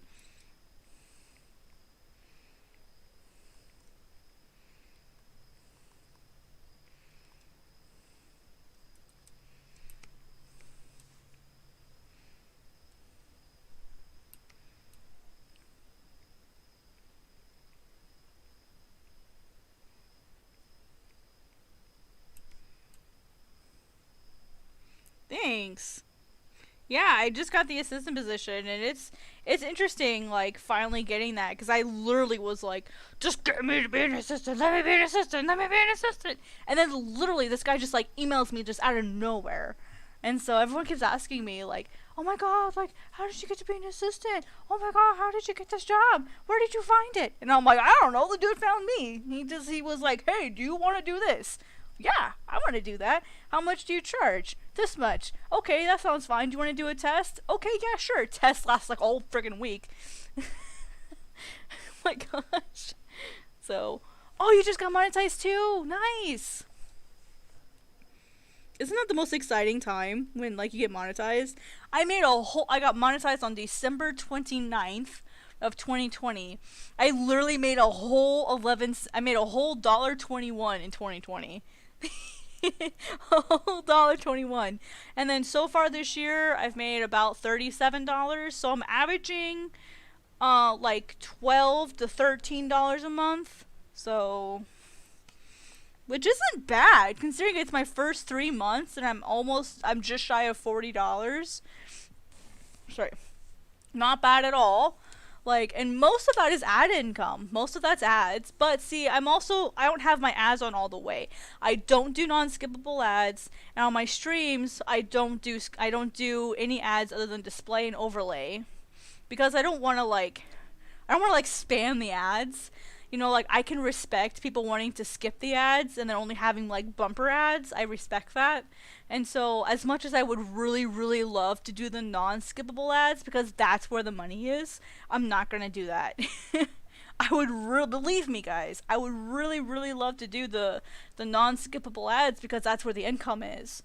Like you add that and you're gonna make a lot more money, but I'm not gonna do that because I respect you all from the bottom of my heart. Because like without you guys, I wouldn't have a channel, and so like I'm trying to be respectful. But at the same time, like I would really like to make more money. Because like the faster I get independence on my YouTube income, like the sooner that I can literally start streaming every single day, which would be my ultimate goal, you know. So how often? I don't think so. They should show every time, I believe.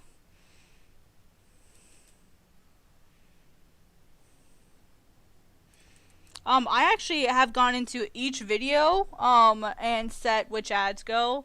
So I've kind of like customized it to each video. Like for example, my streams are only display and overlay. So it's like a card on the side and then like a little banner at the bottom. I only do those for my streams because I don't want people to miss anything, and so I don't want to do the skippable ads.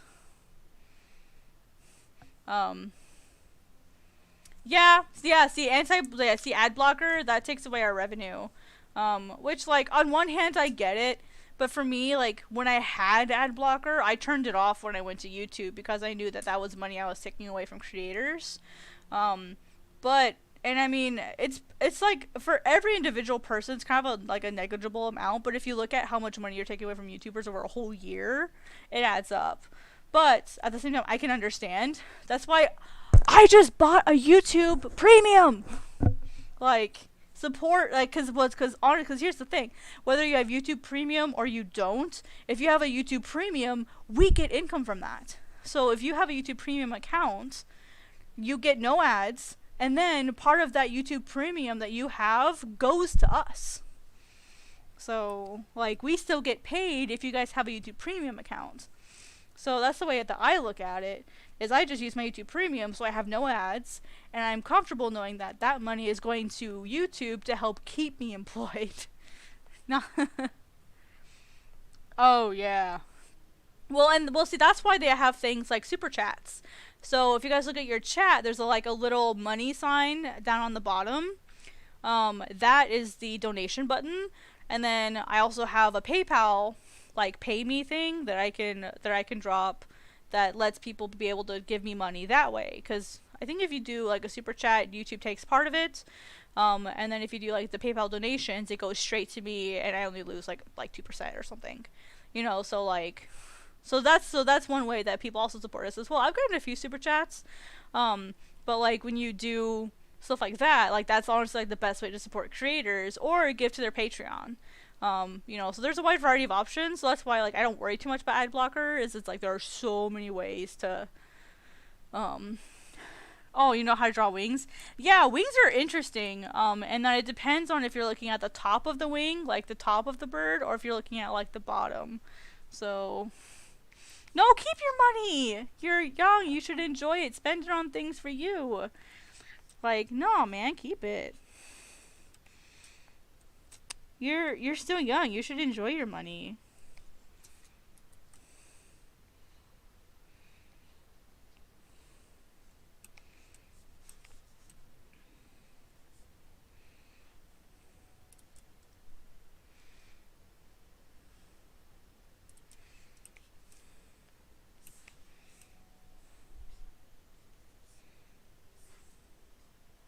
Thank you though. I really appreciate the notion. Right, but I have a PayPal link for you. I also have a PayPal link. That's the interesting thing. So I literally have a link that you can use for PayPal instead. So let me grab that link. Not just to put it out there. Just to put it out there.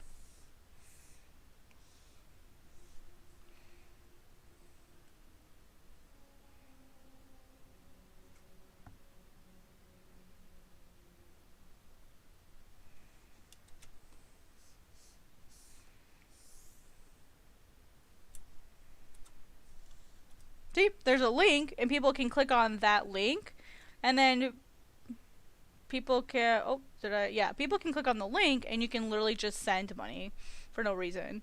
And so that's one way you can accept donations. They also PayPal like make the button you can place places like I don't have a website to put it on, you know. But so that's what the little miso icon in my bottom corner is. Oh no, you're fine, you're fine. No worries. I'm just showing you guys all the different options but see, and that's the thing, like it's not like I never ever want to like pressure people into feeling like they have to donate, you know, because like no matter what I'm gonna be here regardless, you know. So I'm gonna be here streaming, I'm gonna be here drawing, you know. That's why for like the manga I'm even debating on if I even want to charge it, because like if I can make it to the point where like YouTube pays me for it, or like, you know, my Patreon pays me for it, then like that's good enough for me, whatever, you know. Plus I might sell PDFs of it so they can have their own copy. Like I might, excuse me, I might sell those, that way people can have their own copy. But whoops.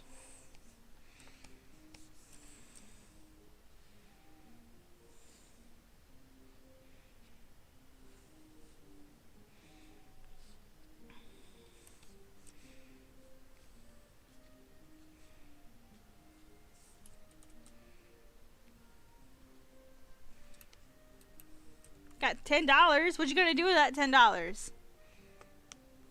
If I had $10, what would I spend it on? Let's see. What would I spend $10 on? I either would go buy more treats for Miso, because she's out of treats, or, I might buy myself a nice dinner for once.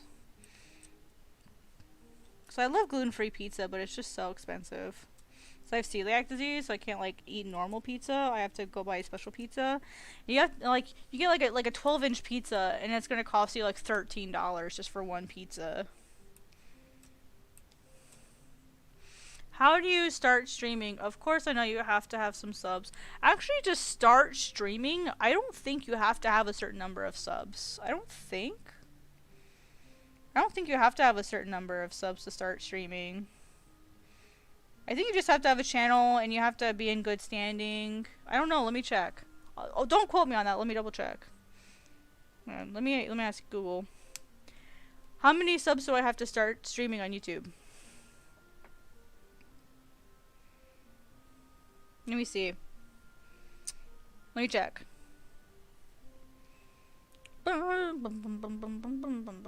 YouTube Live.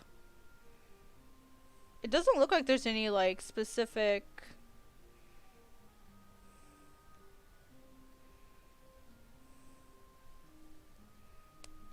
That's okay.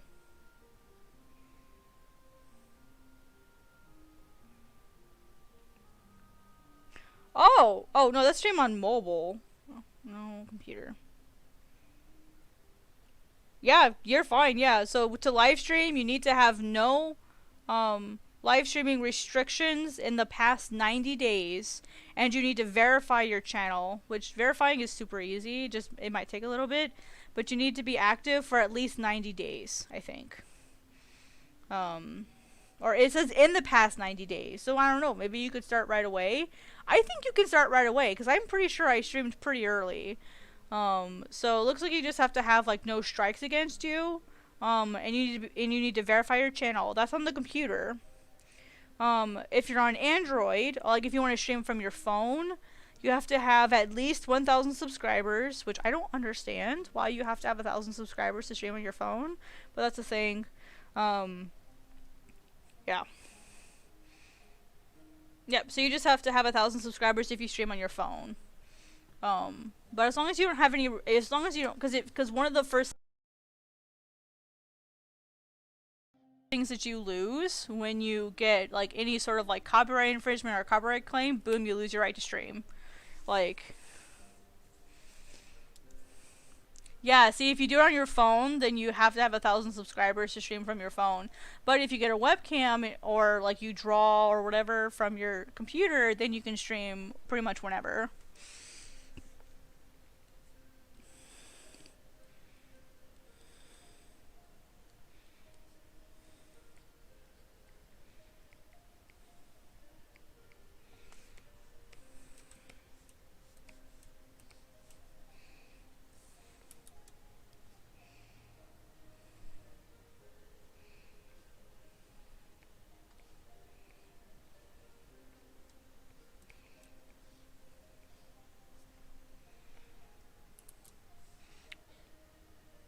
Right, but I mean, what are you doing on your phone that you can't do on your computer?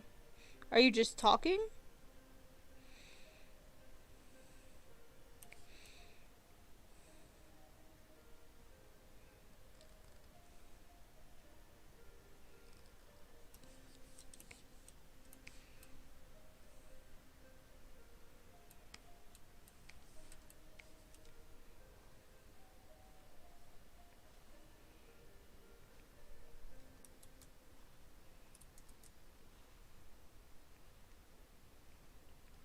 Yeah, because there's so many different types of content out there. Like I never know what people are doing anymore. Gotcha? No, I don't know what gotcha is.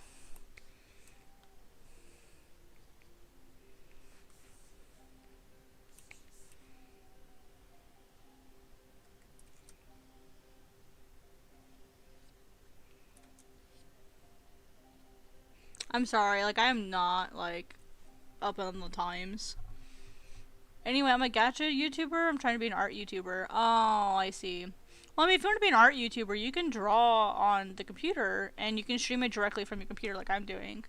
I mean, you'd have to get a drawing tablet, or you can stream traditionally if you just get if you get a decent setup so that you've got good lighting and a half decent camera, which are pretty cheap nowadays. You can stream traditional art as well. Oops, sorry, I hit the mic. Why did you delete your videos? You should be really careful deleting your videos because that can hurt your channel and the algorithm. It's always usually better to privatize them or to unlist them. That way it doesn't kill your stats. I mean, you can't change it now, but for future reference, consider just unlisting or privatizing them before you delete them.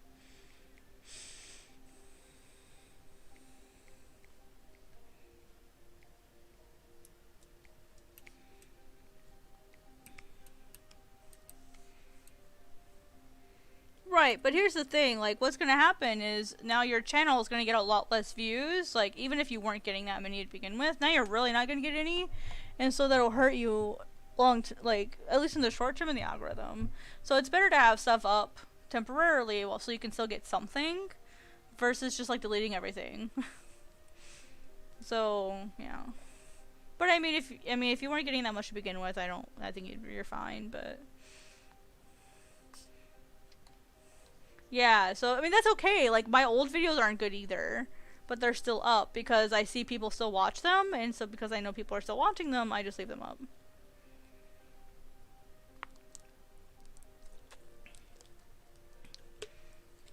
Yeah, I've got videos that really aren't that good, but that's okay. Can we not turn this into a place where we're saying negative things about ourselves? Can we not turn this stream into that? This is not a place where we come and we bash ourselves or each other. This is like a place where we talk about growing and how we can get better. So if you're not feeling good about your content, let's talk about how we can make it better. Let's not talk about how bad we are, okay? Because if you say negative things about yourself, that can start to influence how you think about yourself. So it's okay. Like, we want to keep this like a positive space. So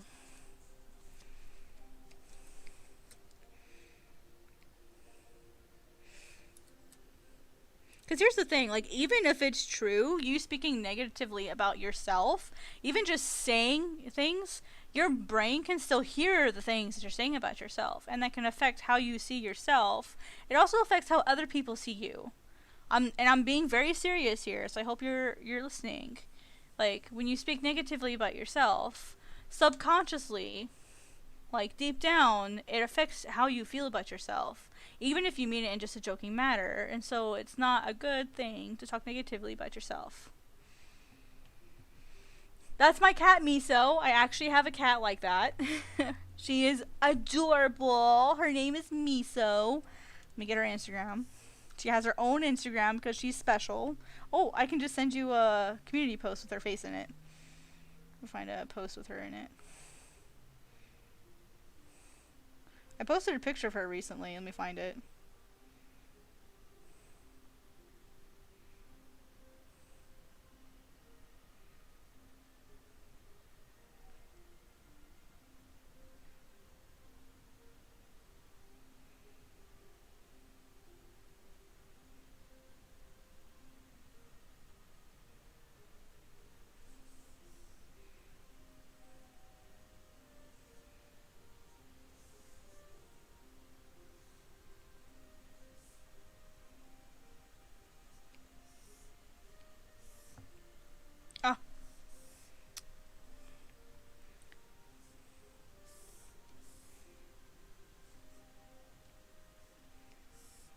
I'm trying to share it. Goodness gracious. Come on, Instagram, work with me.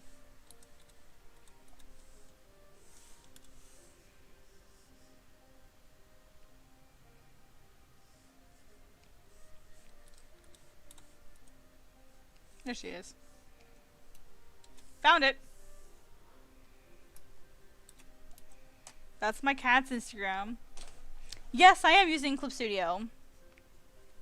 That's my adorable kitty, Miso. So I actually did a drawing of her as like a Maneki Neko, you know, like the cats that you, like the paw moves up and down, and you can like, there's like some of them in Japan that you can like move the paw down all the way and it might give you money, it might not. They're called Maneki Neko or Lucky Cats. And so I turned her into a Maneki Neko. And she has like her little sign there about if I'm open for commissions or like any like extra stuff. Plus it's also me begging for money. So, but yes, like I just got it, but I'm having trouble. It randomly freezes on me. What platform are you using it on? Is it a phone? Is it a tablet?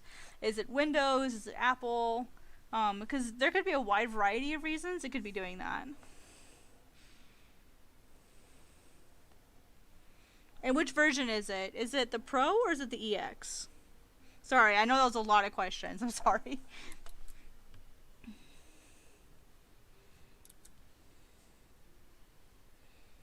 Whoops.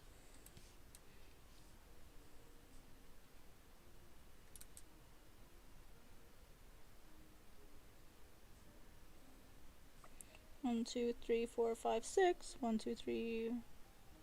Actually, this is gonna be, you won't be able to see this anyway.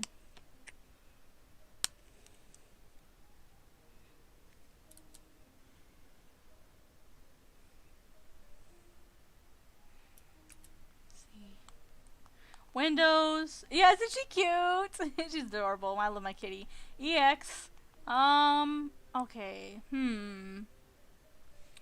So does it open at all? Because when you open, you know, like you open Clip Studio the first time, and then it has like a panel, it has your assets, and it has like its news or whatever, and then you can open the actual software. Is it the actual does the actual software open or does it not?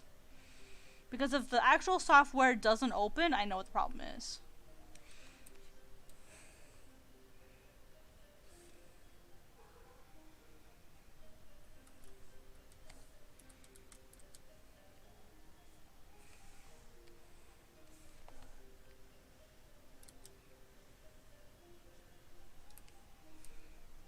Yeah, cats are awesome. I love Miso. She's 6 or she's 7 now, I think. She'll be 7 this year. It opens. It's when I'm drawing and it takes time and it freezes. When I go to another tab and I need to save, man. I love doggies. I can't have a doggy because I have a roommate, and we have 4 cats total, and I don't think adding a dog to the mix would be wise. But I know what dog I want when I can get a dog. So for now, it's just kind of biding my time until I can get a dog. But I know what kind I'm going to get. And I know what I'm going to name it. Like, I'm so ready to get a dog. I just don't have the time to properly give a dog, you know. Oh, a recording app? Well, not for phones. For computers, yes. I don't use my phone at all for drawing, except like Samsung Notes.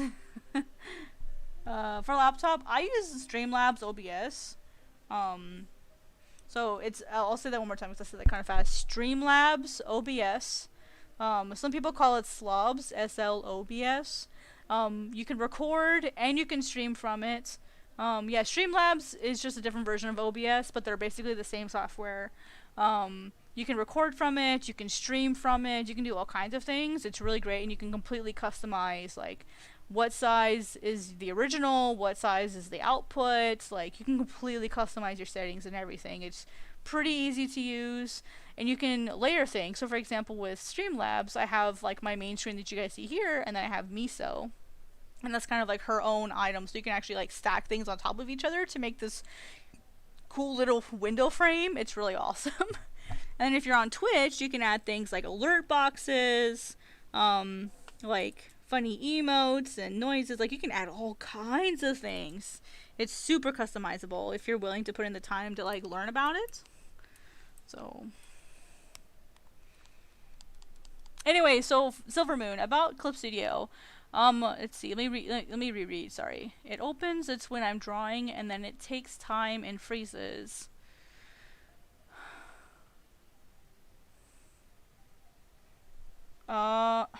Yes, guys, we need to be careful about how much time I stop drawing. Streamlabs. So I am on a schedule here. But yep, no worries. Streamlabs OBS. I understand that she had to walk away, so I got you. I got you. But no, it's okay. No, you're good. You're good. That's why I was like, I got you. I saw that you had to step away for a second, so no worries. I got this. I'm also just a chatterbox, so I talk way too much. No worries. So, I lost my thing here. It freezes when I go to another tab and then I need to save and reopen the program. Huh. That I've not heard of. My question, okay, so what, I'm gonna ask a really weird question. If you don't want to answer this, that's okay. How powerful is the computer that you're using? Hang on. So, you're drawing on canvas and the program freezes. The only way to make it work again.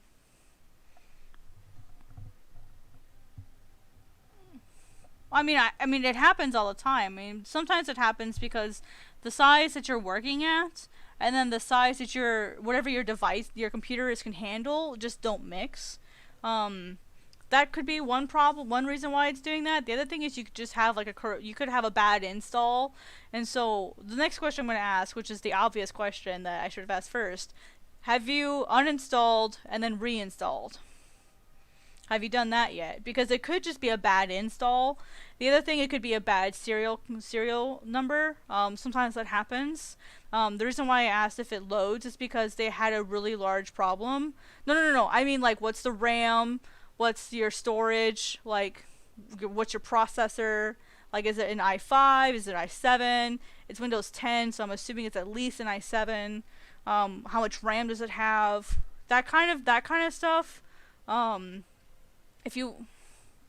Okay. No, you're okay. I'm a partner with Clip Studio, and so I'm trying to see what I know to help out. Okay, so you've uninstalled. So, Neko, if you want to send me a picture, you can't do that here. You'd have to send it either over Instagram or Twitter. Wow, Silver Moon. I don't know really what to say about that one. I mean, you can, but I don't have any solutions really for you. My suggestion would be you need to call the tech team, because this sounds like it might be something that's screwy with either your version. It could be a corrupt version that you downloaded. It could be a corrupt serial number that's just causing it to malfunction. Like, so that would be my suggestion. Would be honestly to call the tech team. And talk to them about it, because I don't really think this is it sounds like something's corrupted. If it's not even letting you draw at all, it's got to be corrupted. So yeah, sorry, there really isn't any other way to send me anything. But yeah, Silver Moon, if you want to message me on Instagram, that's fine. I'll do what I can, and then I'll send you the right links to talk to someone so that I know you get sent to the right place. Oh, okay. Yeah, that would be the best thing I'd recommend. Sometimes they can be a little hard to reach. So if you have issues where you're not being addressed, if they don't talk to you, you talk to me, okay? And since I'm a partner with them, I can, help you make sure that you get heard, okay? But yeah, so if they don't get back to you, you let me know, okay? I can't directly help you in terms of tech support. But I can definitely help make sure you get seen.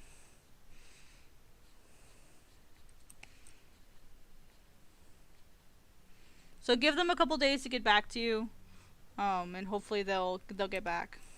They're pretty swamped right now. I know my agent's been telling me that they're really, really busy.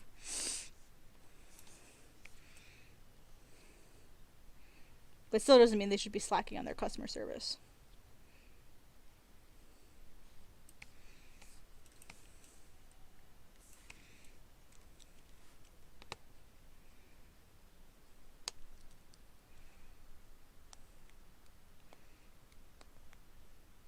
I'll just send a cat seeing you love them from your chat. Oh. Yes, I have one cat of my own, and then my roommate has 3 more, and so it's a very busy house. There's always something going on.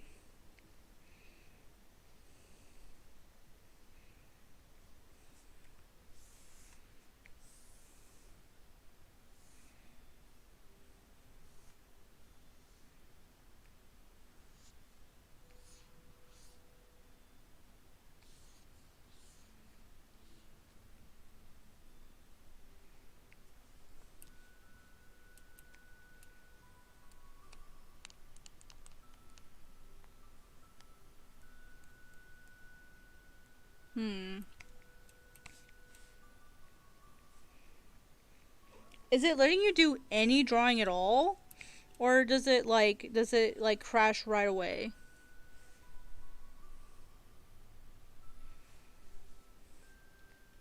Aw, that's sad. I mean, I don't think pets ever really truly leave people. I don't think so.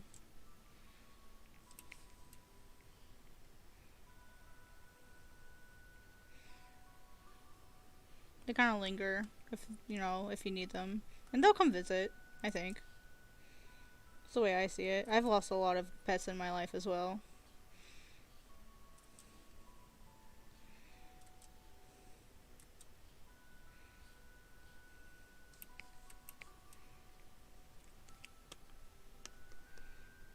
I can draw, and then the program freezes. I bet, yeah. Oh, so it lets you save your work. Huh. It lets you save it? So it freezes, and then it unfreezes? Huh. Or is it the recovery feature? Huh. That's so weird. Yeah, that's definitely a tech support issue. That's definitely a tech thing. That's super weird. I've never heard of that before. Yeah, let's see. I've had 1, 2, 3, 4, 5 cats pass away in my life, and I've had 1, 2, 3, 4. Wait, 1, 2, 3, 4, 5, 6, 7 dogs. So we've just always had pets in our house, so.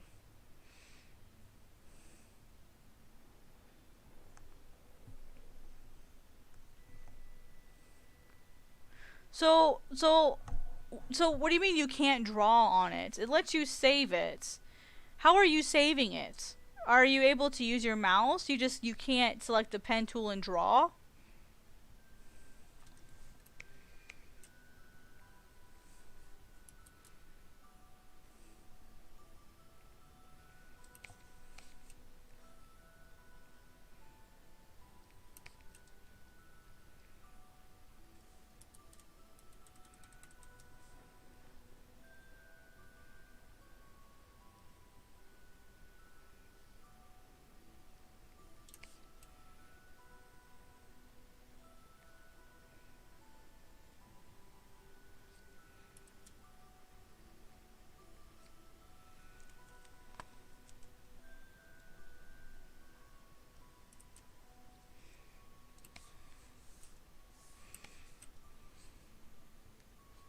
I don't know why I'm detailing in here. I'm not gonna need it.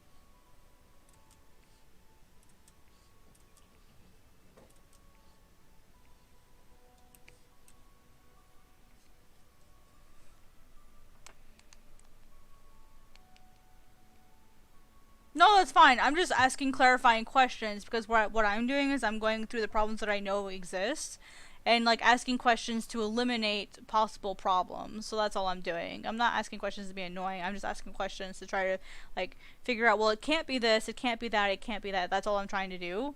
I mean, I've never run into the problem that you're having. Usually for me, if it stops drawing, it like completely freezes. And then I'll have to reboot it. Sometimes the computer just, like, it gets to do a process that's just, like, too big for the computer, and it just is like, oh, well, nope, I'm just gonna shut down. Like, that happens sometimes, but to have it happen every time, I can't use any pen tool. I can select them, but I can't do anything on the canvas. My navigator gets messed up, too. So once I go back to the program, it only lets me save and close the program. Huh. Yeah, no, you're good. You're good. No worries. I'm really sorry for asking you. Nope, don't worry about it. You're good. No, you're fine. Nah, I would say this is just gonna be a tech issue. I've never heard of this problem before. Because I've never heard of it letting you save. That's why I'm like, what? Usually Clip Studio with me, it's like, LOL, you were trying to do something? Nope. Freeze, shut down, you lose everything. Like, well, you only lose what you can because I have autosave on. So the good news is if it freezes, and you have to close it and you can't save it, you at least have autosave. So that's the nice thing that Clip Studio does. Oh, Mew's a good one. Mew's a good name for a cat. Ah. Tell you what, I'm really sad that I can't participate in those Pokemon Go Kanto events. I really wanted that shiny Mew, but I just don't have the time to do it. I can't take the time off from work to participate.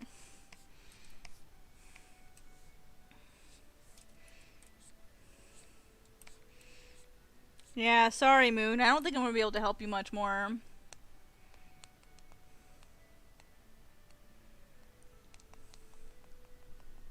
If you want, you could send me the email and stuff, and I might be able to help walk you through it.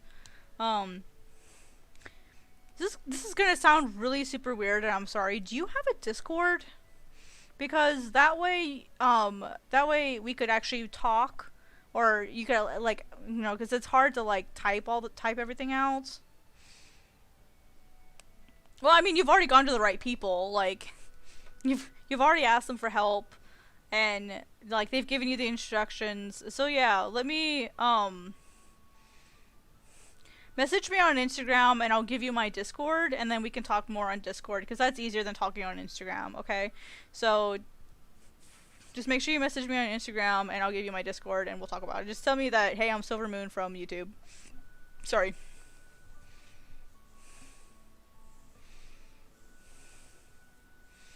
Yeah! More streamers! I'm gonna start a thing. We're gonna have art streamers on YouTube, not just Twitch. So.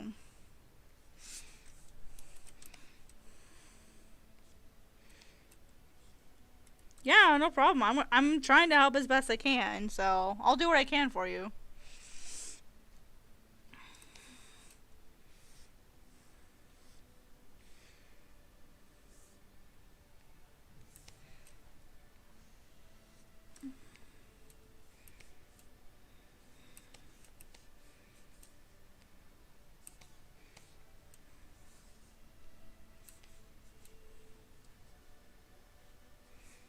Hey, we all start somewhere. Like, I started YouTube, I didn't really use YouTube before I started. Let's see, I started YouTube, oh gosh, I made the channel on Halloween in 2018, but I didn't actually start using it until February the next year. Whoops.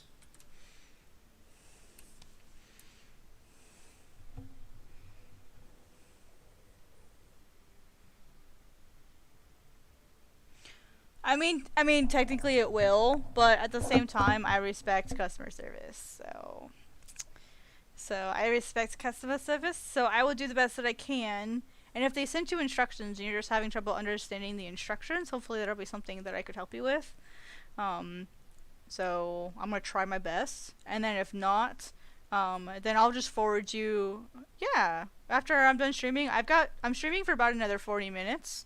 And then I'll have about an hour of just downtime anyway. So normally that's time that I would go take a shower or like just go chill or do whatever. So it's just quiet time for me anyway. So yeah.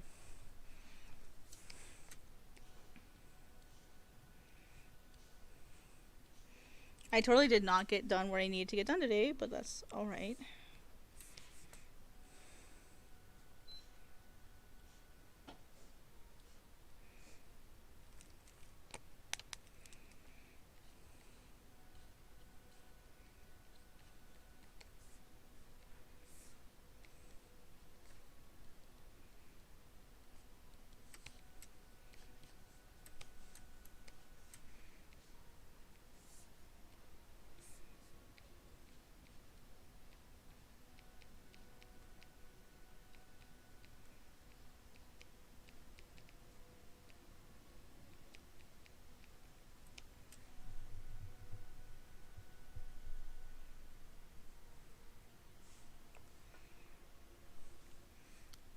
I mean, the thing you have to remember is when you start streaming on YouTube is you initially won't get a lot of people watching you. Like that's just normal.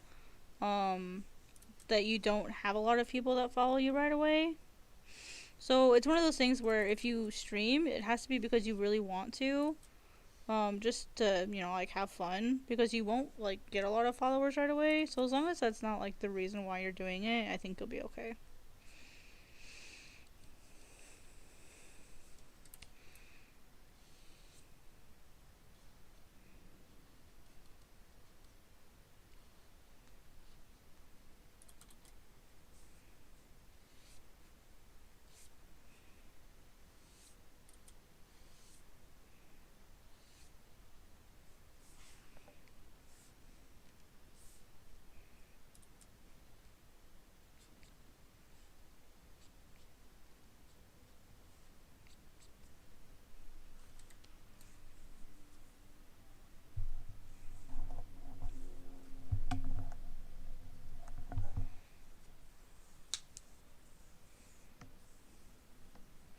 Yeah, continuing to post on social media and like YouTube has been such a nice place to like build a like meet other artists.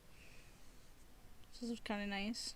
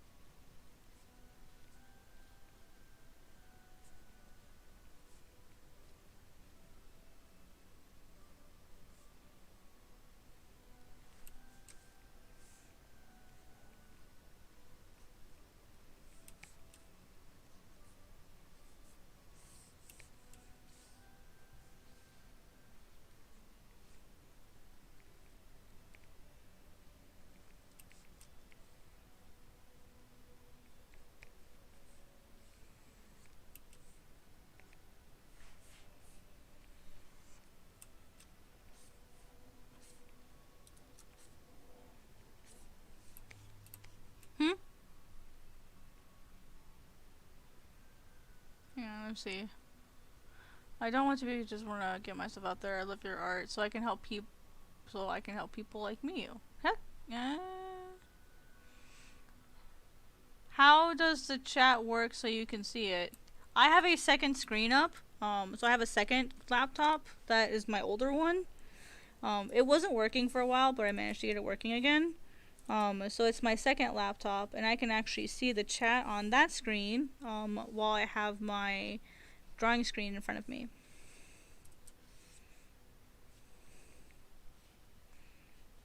Here, I'll take a photo and then I'll post it in the community in a community tab later, so you can see how I do things.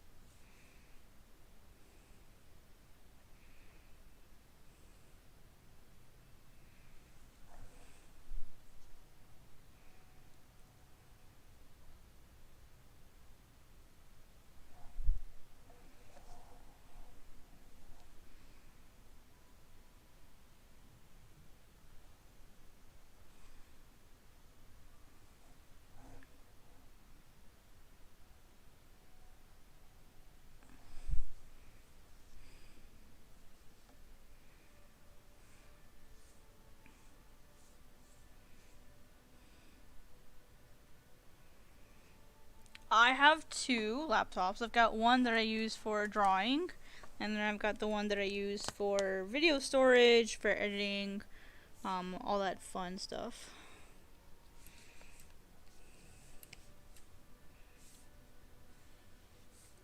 And thank you for the wings, Silver Moon. I saw your comments. I just forgot to reply to it. I am not rich. No, I am not rich. My old laptop I had for 6 years, and then it finally died, and then I had to take out a credit card to buy the new one, and it took me about a year to pay that off. So no, I'm not rich. I just, for me, a laptop is literally critical to my job, and so I had to have one. And so I had to take out basically a credit card to be able to go get it. And it took me a while to pay it off. So when it's your job, you have no choice but to get those things. The computer isn't just for fun, it's for work. So, no, I'm not rich.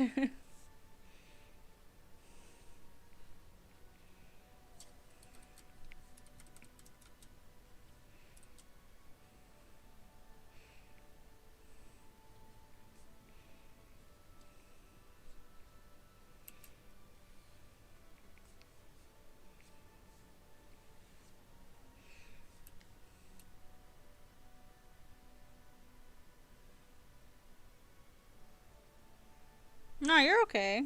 I understand. I pass no judgment on people in that sense. Like, I don't care if people are rich or not. Like, that literally has nothing to do with my life.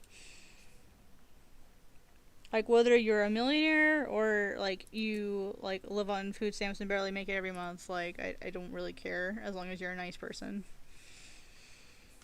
Like, that's really all I care about.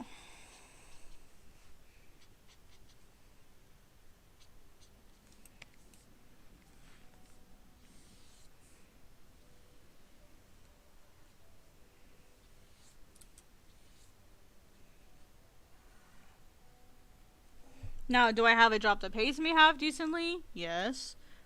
Compared to most people, yeah. But I'm barely cracking 30,000 a year, so I'm not like overly wealthy or anything.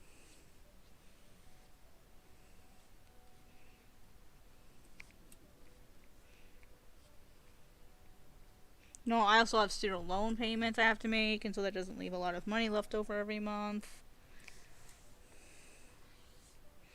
My student loans are a lot every single month. No, 30,000, no, it's not. 30,000 is not good. That's like barely passable here. Like, I have barely any money left over every month, and it's because I have student loans, like, and all that other stuff. But, like, even without the student loans, I'm still barely making it. No, my job is not a full-time artist. Excuse me. My job is my day job during the day from 9 to 5. Please do not pull the at least you have a job card. That is the worst card to pull here, okay? Do not pull that. I understand that some people are having a hard time finding a job right now, but again, we are keeping this a positive place. We are not bringing that up because, I have worked through this entire pandemic, and because I'm an essential worker, I do not want to deal with hearing that at least you have a job. I don't want to hear it. So please, can we not talk about it that way?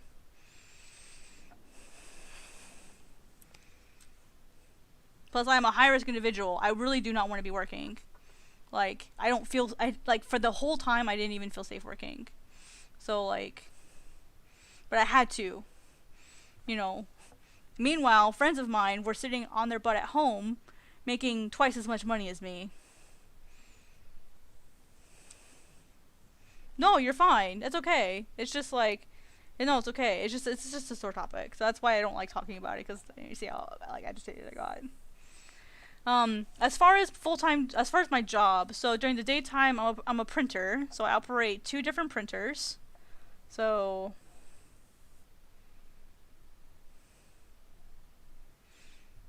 no, you're good. You're good. You're good. Yeah, student loans suck.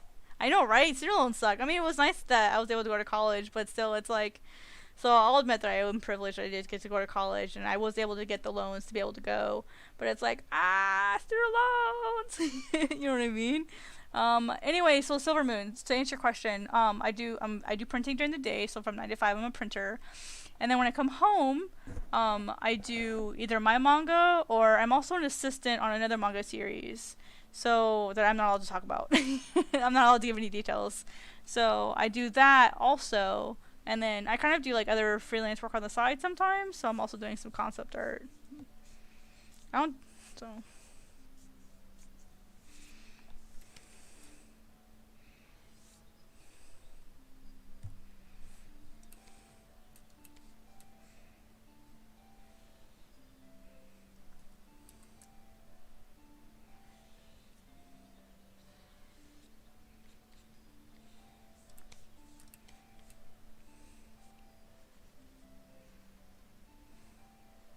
So I guess, yeah, I'm a full-time manga artist. I'm definitely a full-time manga artist. Just I'm also full-time other stuff too.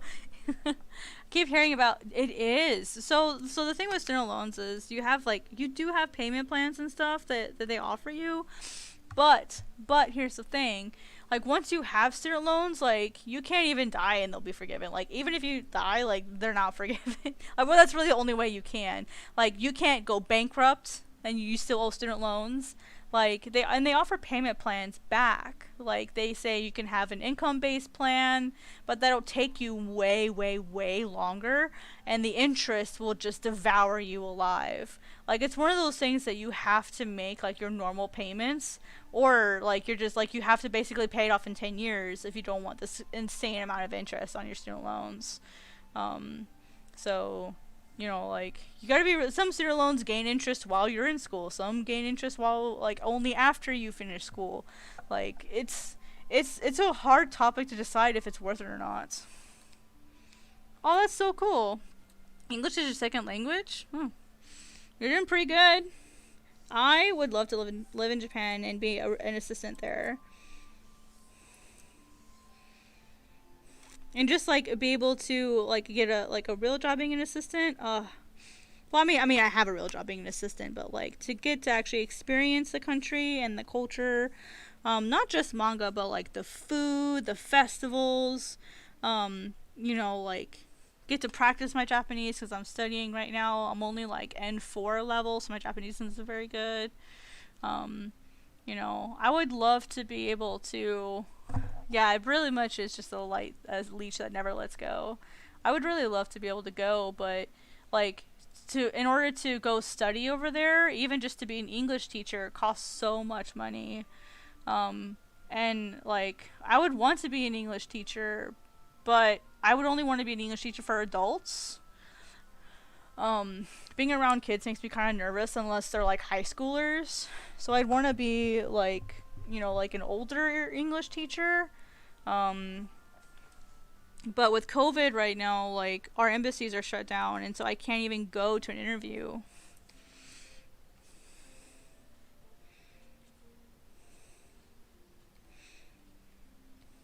I can't even go to an embassy for an interview. So it's just it's really hard like getting jobs right now that would allow me to go to Japan.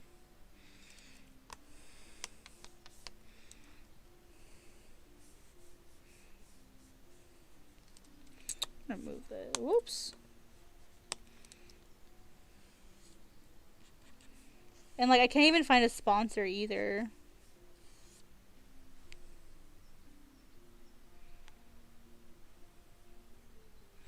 I did my last YouTube stream today so I can work on manga. After Ode Art, I'm planning on improving. I made up so much stuff. Nice.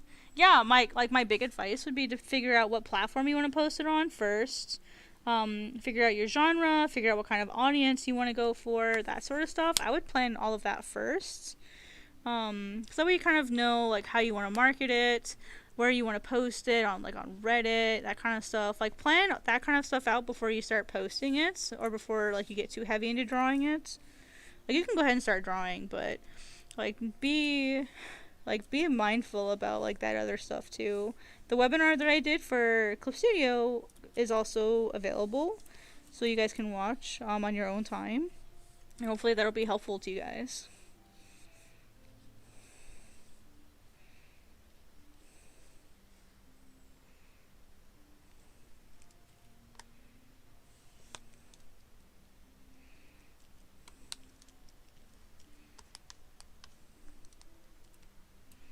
Oh, yeah, that makes me so happy. My Japanese is very, very minimal.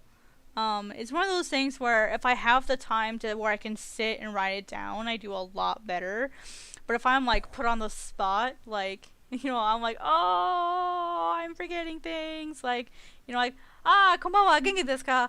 Ah, hi, genki desu. I have to like sit there and think about it. Like, oroshiku onegaishimasu. Sorry.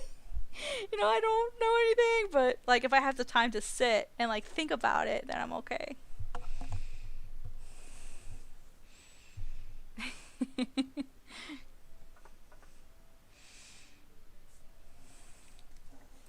Because I've taken some courses. It's just hard because my workplace does not let me take college classes, and so in order to take college classes on Japanese, they have to be evening classes after work, and there just aren't very many that I can find right now that I can afford.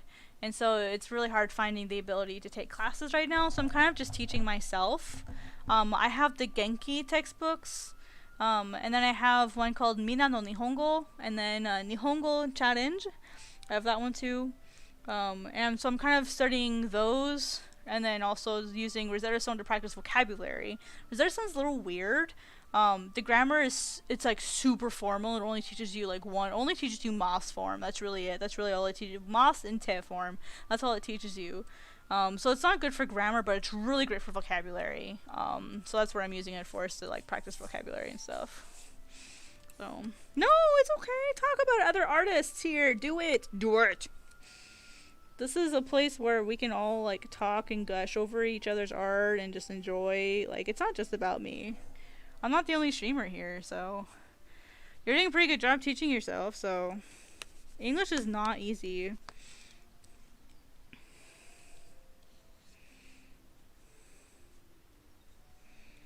Dude, I struggle with English, and it's my first language. Whenever I run into people who have taught themselves another language, I'm always like, how did you do that? How did you learn another language? Like, I can barely do mine.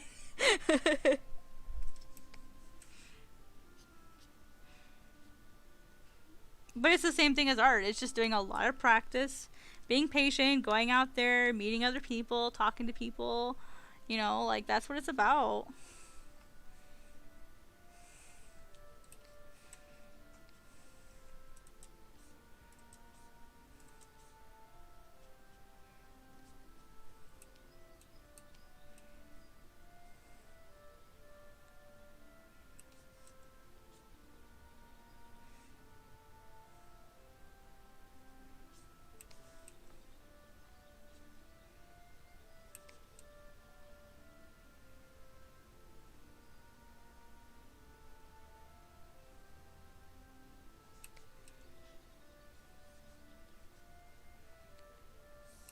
I did the wings, guys. That was what I did today. So, Kat, what did you do today? Wings. Wings. That's what I did today.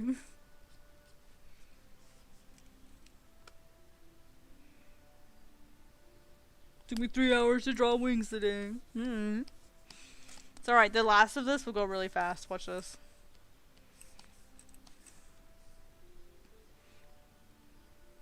Alright, so we're gonna put in some bamboo. Oh, I forgot to draw his little string. Dang it. Dang it, Cat. Dang it. Dang it, Bobby.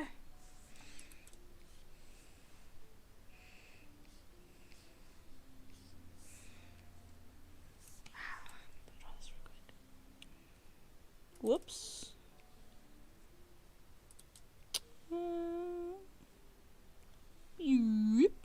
That helps. That helps so much.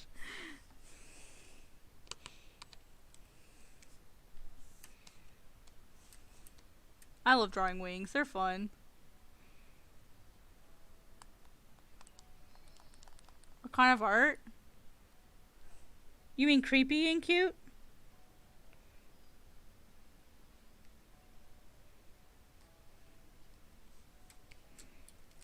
Whoops. Wrong button.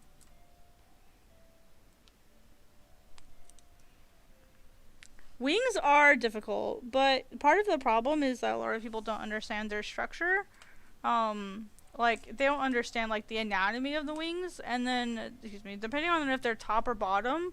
Like if you look at the wings from top, like if you're looking at the top of the wings, like the top of the bird, like basically the back of the bird, or if you're looking at like the front or the underside of the wings, like the feathers actually lay out a little differently. And so understanding that will help, and then understanding different types of wings. Like there are wings made for soaring, there are wings made for agility, there are wings made for riding thermals and wind long distances. Like for example, seabirds, like gulls or albatross.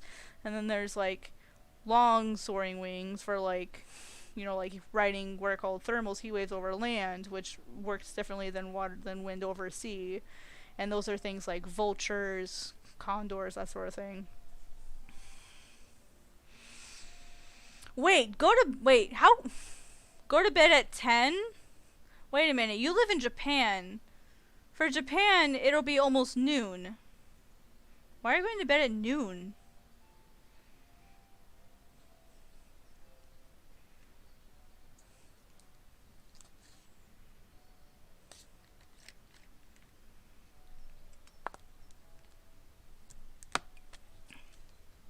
Yeah, cranes are different than hawks.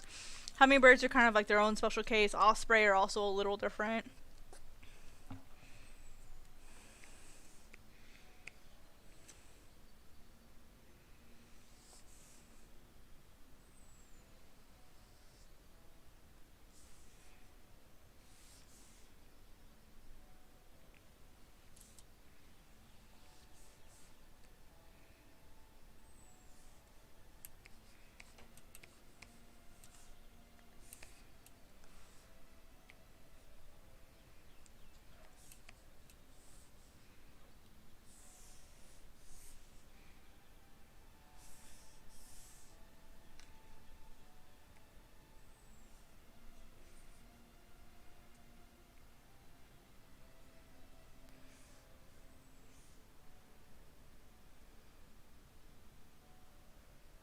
Hang on, I was looking for a speech bubble.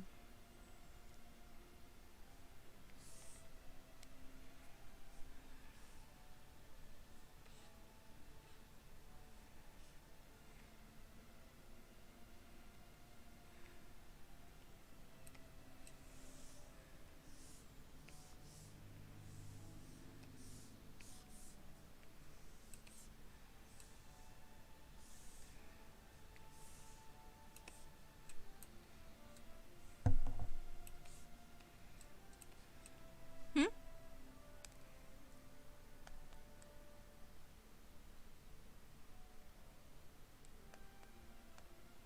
Yeah, it does kind of look like a bean, doesn't it?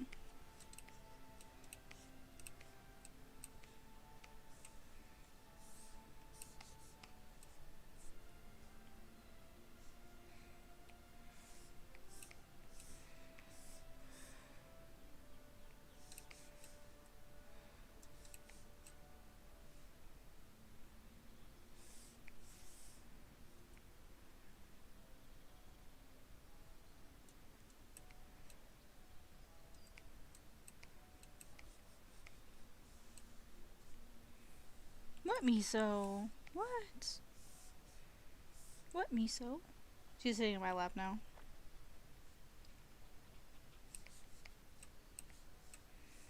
Oh, that bubble. It lines up just quite.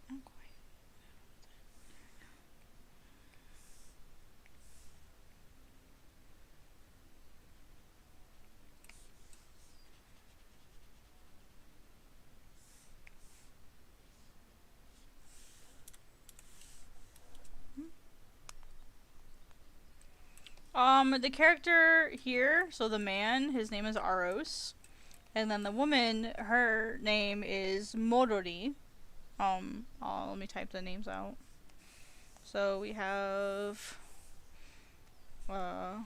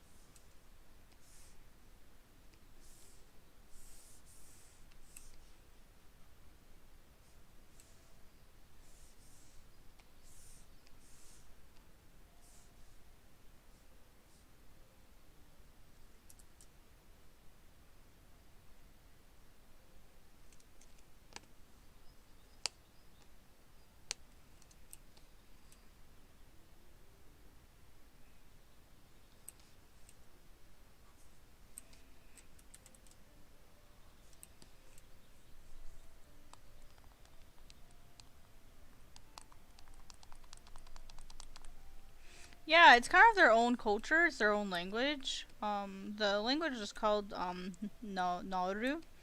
Um, Here, I'll type that out for you as well. Nauru is the language. That's the language, and then the people are called Nauri. Nauri.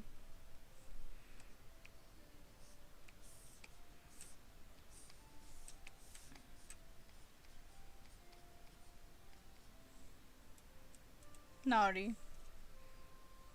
So.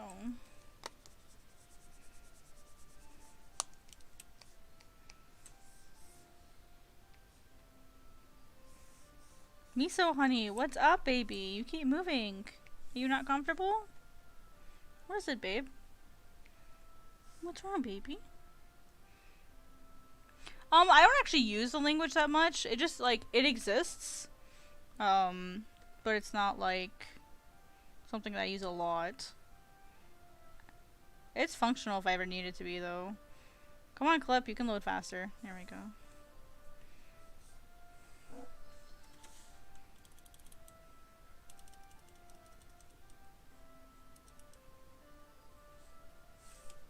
Did not.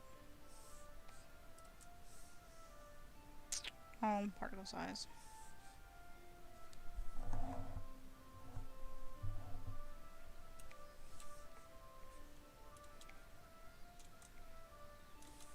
Yeah, honestly, this is way easier. I'm just gonna do that.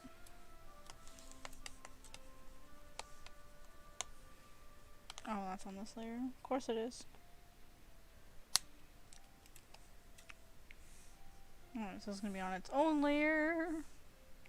So, what I'm doing now is I'm creating the island in the background. It's kind of hard sometimes. I mean, it's gonna be blacked out anyway, so I don't really care about it being perfect.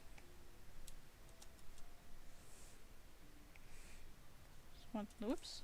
Want the general shape to be correct.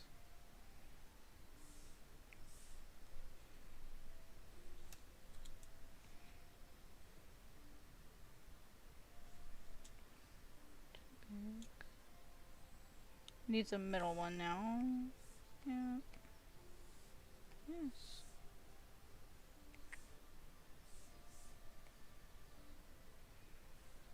Got one here on the end.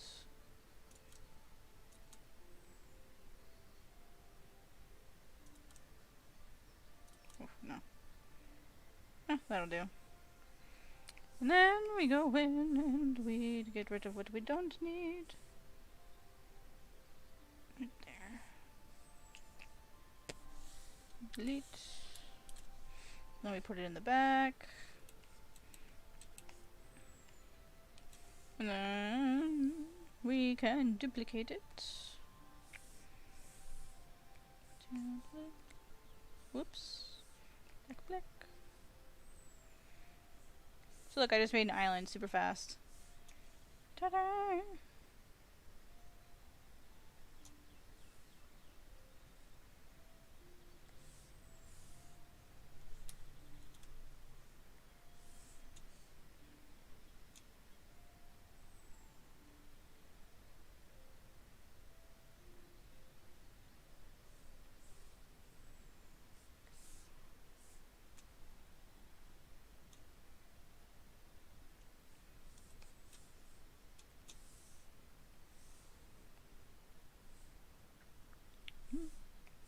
That was easy. Work smarter, not harder, my friends. Let's see.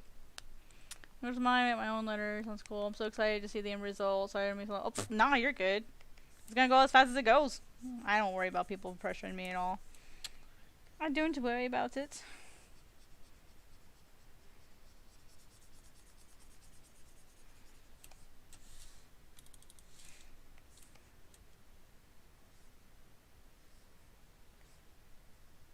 Alright, I've got about 10 minutes left before I have to jump off.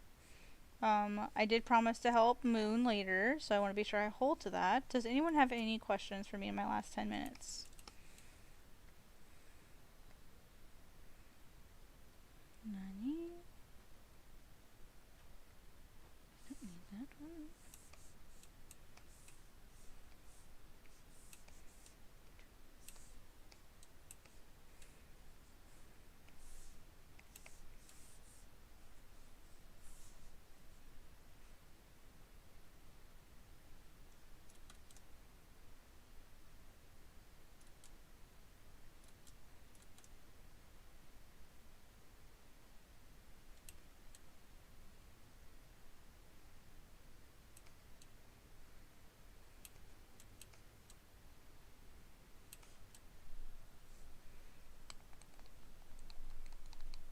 Yeah, it's a really weird time for a visit. I mean, just be really careful where you're going because, like, a lot of America is still not safe in terms of COVID. So you gotta be really careful where you go. What made you want to make a manga and get into art? So I started drawing when I was 18. And I got into art because I originally was going to go into science and medicine. Something happened. I really don't care to explain it too much, and I had to quit that. So I decided that I was going to do something with storytelling, and I kind of liked the idea of animation, and that's kind of what got me into art as a whole. And so I took my first like real art class where I was like trying to get better when I was 18. And then I got my animation degree in 2012. After I got my animation degree, I decided that I was going to go actually learn how to draw because I'd only been drawing for 2 years at that point. It was just a associate's degree in animation. And then after that, I transferred to an actual art school, and then got an illustration degree. And during the time I was there, I met my teacher, who my mentor. His name is Mr. Barker. He's been drawing the Garfield comics for a really, really long time. And so he kind of encouraged me to want to get into art. And I did.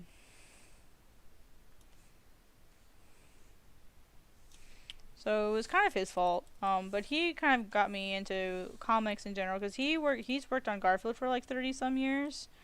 And so with his encouragement, I decided that maybe comics was for me, and ever since then I've been kind of like obsessed with comics and wanting to learn about them. And then in 2000, like I've always liked manga as well.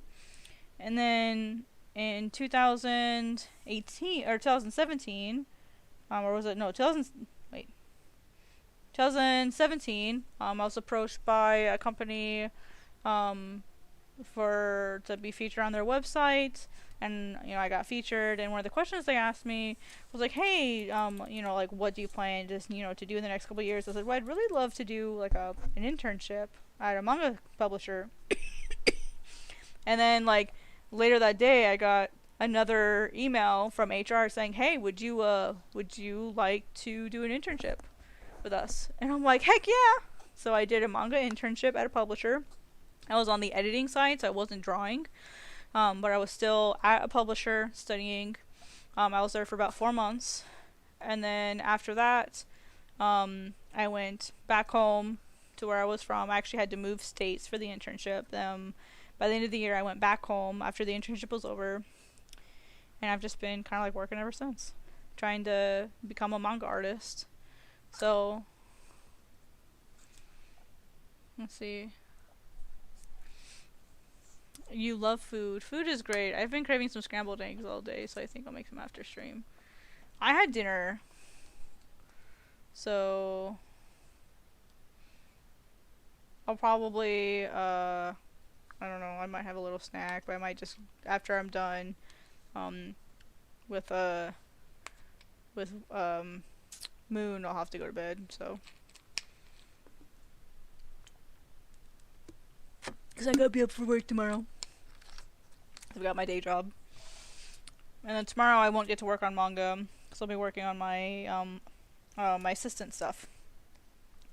So, tomorrow's an assistant day, so I'll be doing assistant work.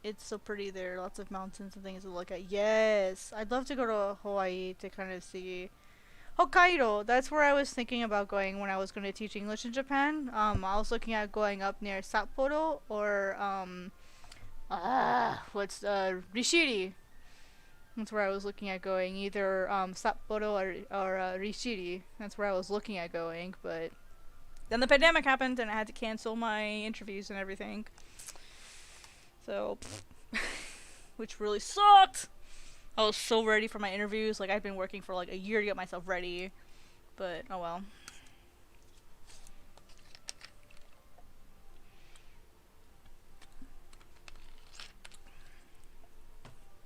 But yeah, I'd really love to go see Rishiri, and then I have a couple friends who live in Nagoya, and then I've got another one that lives in Chiba, near Tokyo, and then I've got a lot of like 7 friends that live in Fukuoka. So who does? I've heard Fukuoka is like hit or miss. But I've heard there's a lot of Americans there because of like the Navy base. So Fukuoka probably would be a place that would be easy for me to go to. And like I said, my Japanese is minimal. Like I'm at least an N4. So I'm like kindergartner maybe. Minnesota? Nah. South Dakota is better. No, it's not. No, it's not. I mean, the only thing that's good about South Dakota, where I am, versus like Minnesota, is we have mountains, and you guys just have a bunch of lakes. We have mountains here on the other side of the state, but we have mountains. Okay, guys, I'm gonna stop here. My brain is kind of like lagging on me now. I did not get it done. This is a sad amount of work, but you know what? We had some great conversation today. We did a lot of really cool things, which is, this is normal. This is normal, guys. I stream. I don't get as much done as I want to. That's okay. That's what the weekend is for. The weekend allows me to get caught up on things. And so, it's alright. I can work on it during lunch, too, because I can just take my computer with me, so it's not a big deal. Honestly, like, it's pretty much done. All it needs is to finish up the smoke, put in a little bit of plants, and then to put in the burn scars around her. Like, that's really all I have left to do, and then put in the characters. So I think, like, if I were to sit and work on it, I would only need, like, or honestly focus, I would only need like another like 30 minutes. But I did promise Silver Moon I was going to help them, so I'd like to make sure I do that. So, especially since they're in Rhode Island, they're an hour ahead of me, so it's like 11 o'clock for them. So yeah, so thank you guys so much for coming. I really appreciate it. I will definitely finish this sometime today or tomorrow. So next time I'll be working on probably this page. So you'll get to see all the fun stuff. So thank you all so much for coming. I really appreciate it. I always have so much fun when I stream, and we always, you know, like, oh gosh, I got 14 likes on this one. Yay! So the stream will be up later if you guys want to go back and watch the little bit of stuff that I did, especially with the wings. The stream will be up later. What I'll probably do is I'll probably edit out the wings, that way people can actually see how I did all of them. And maybe make like a time lapse of it. That'll be a little easier. That way you guys don't have to listen to me talk. It'll be like just a drawing. So it might take a little while, but I'll see if I can get that up for people to have as a reference. So I'll see you guys later. Thank you so much for coming. I will stream again on Friday, same time, so I'll be live about 7 p.m. Central on Friday.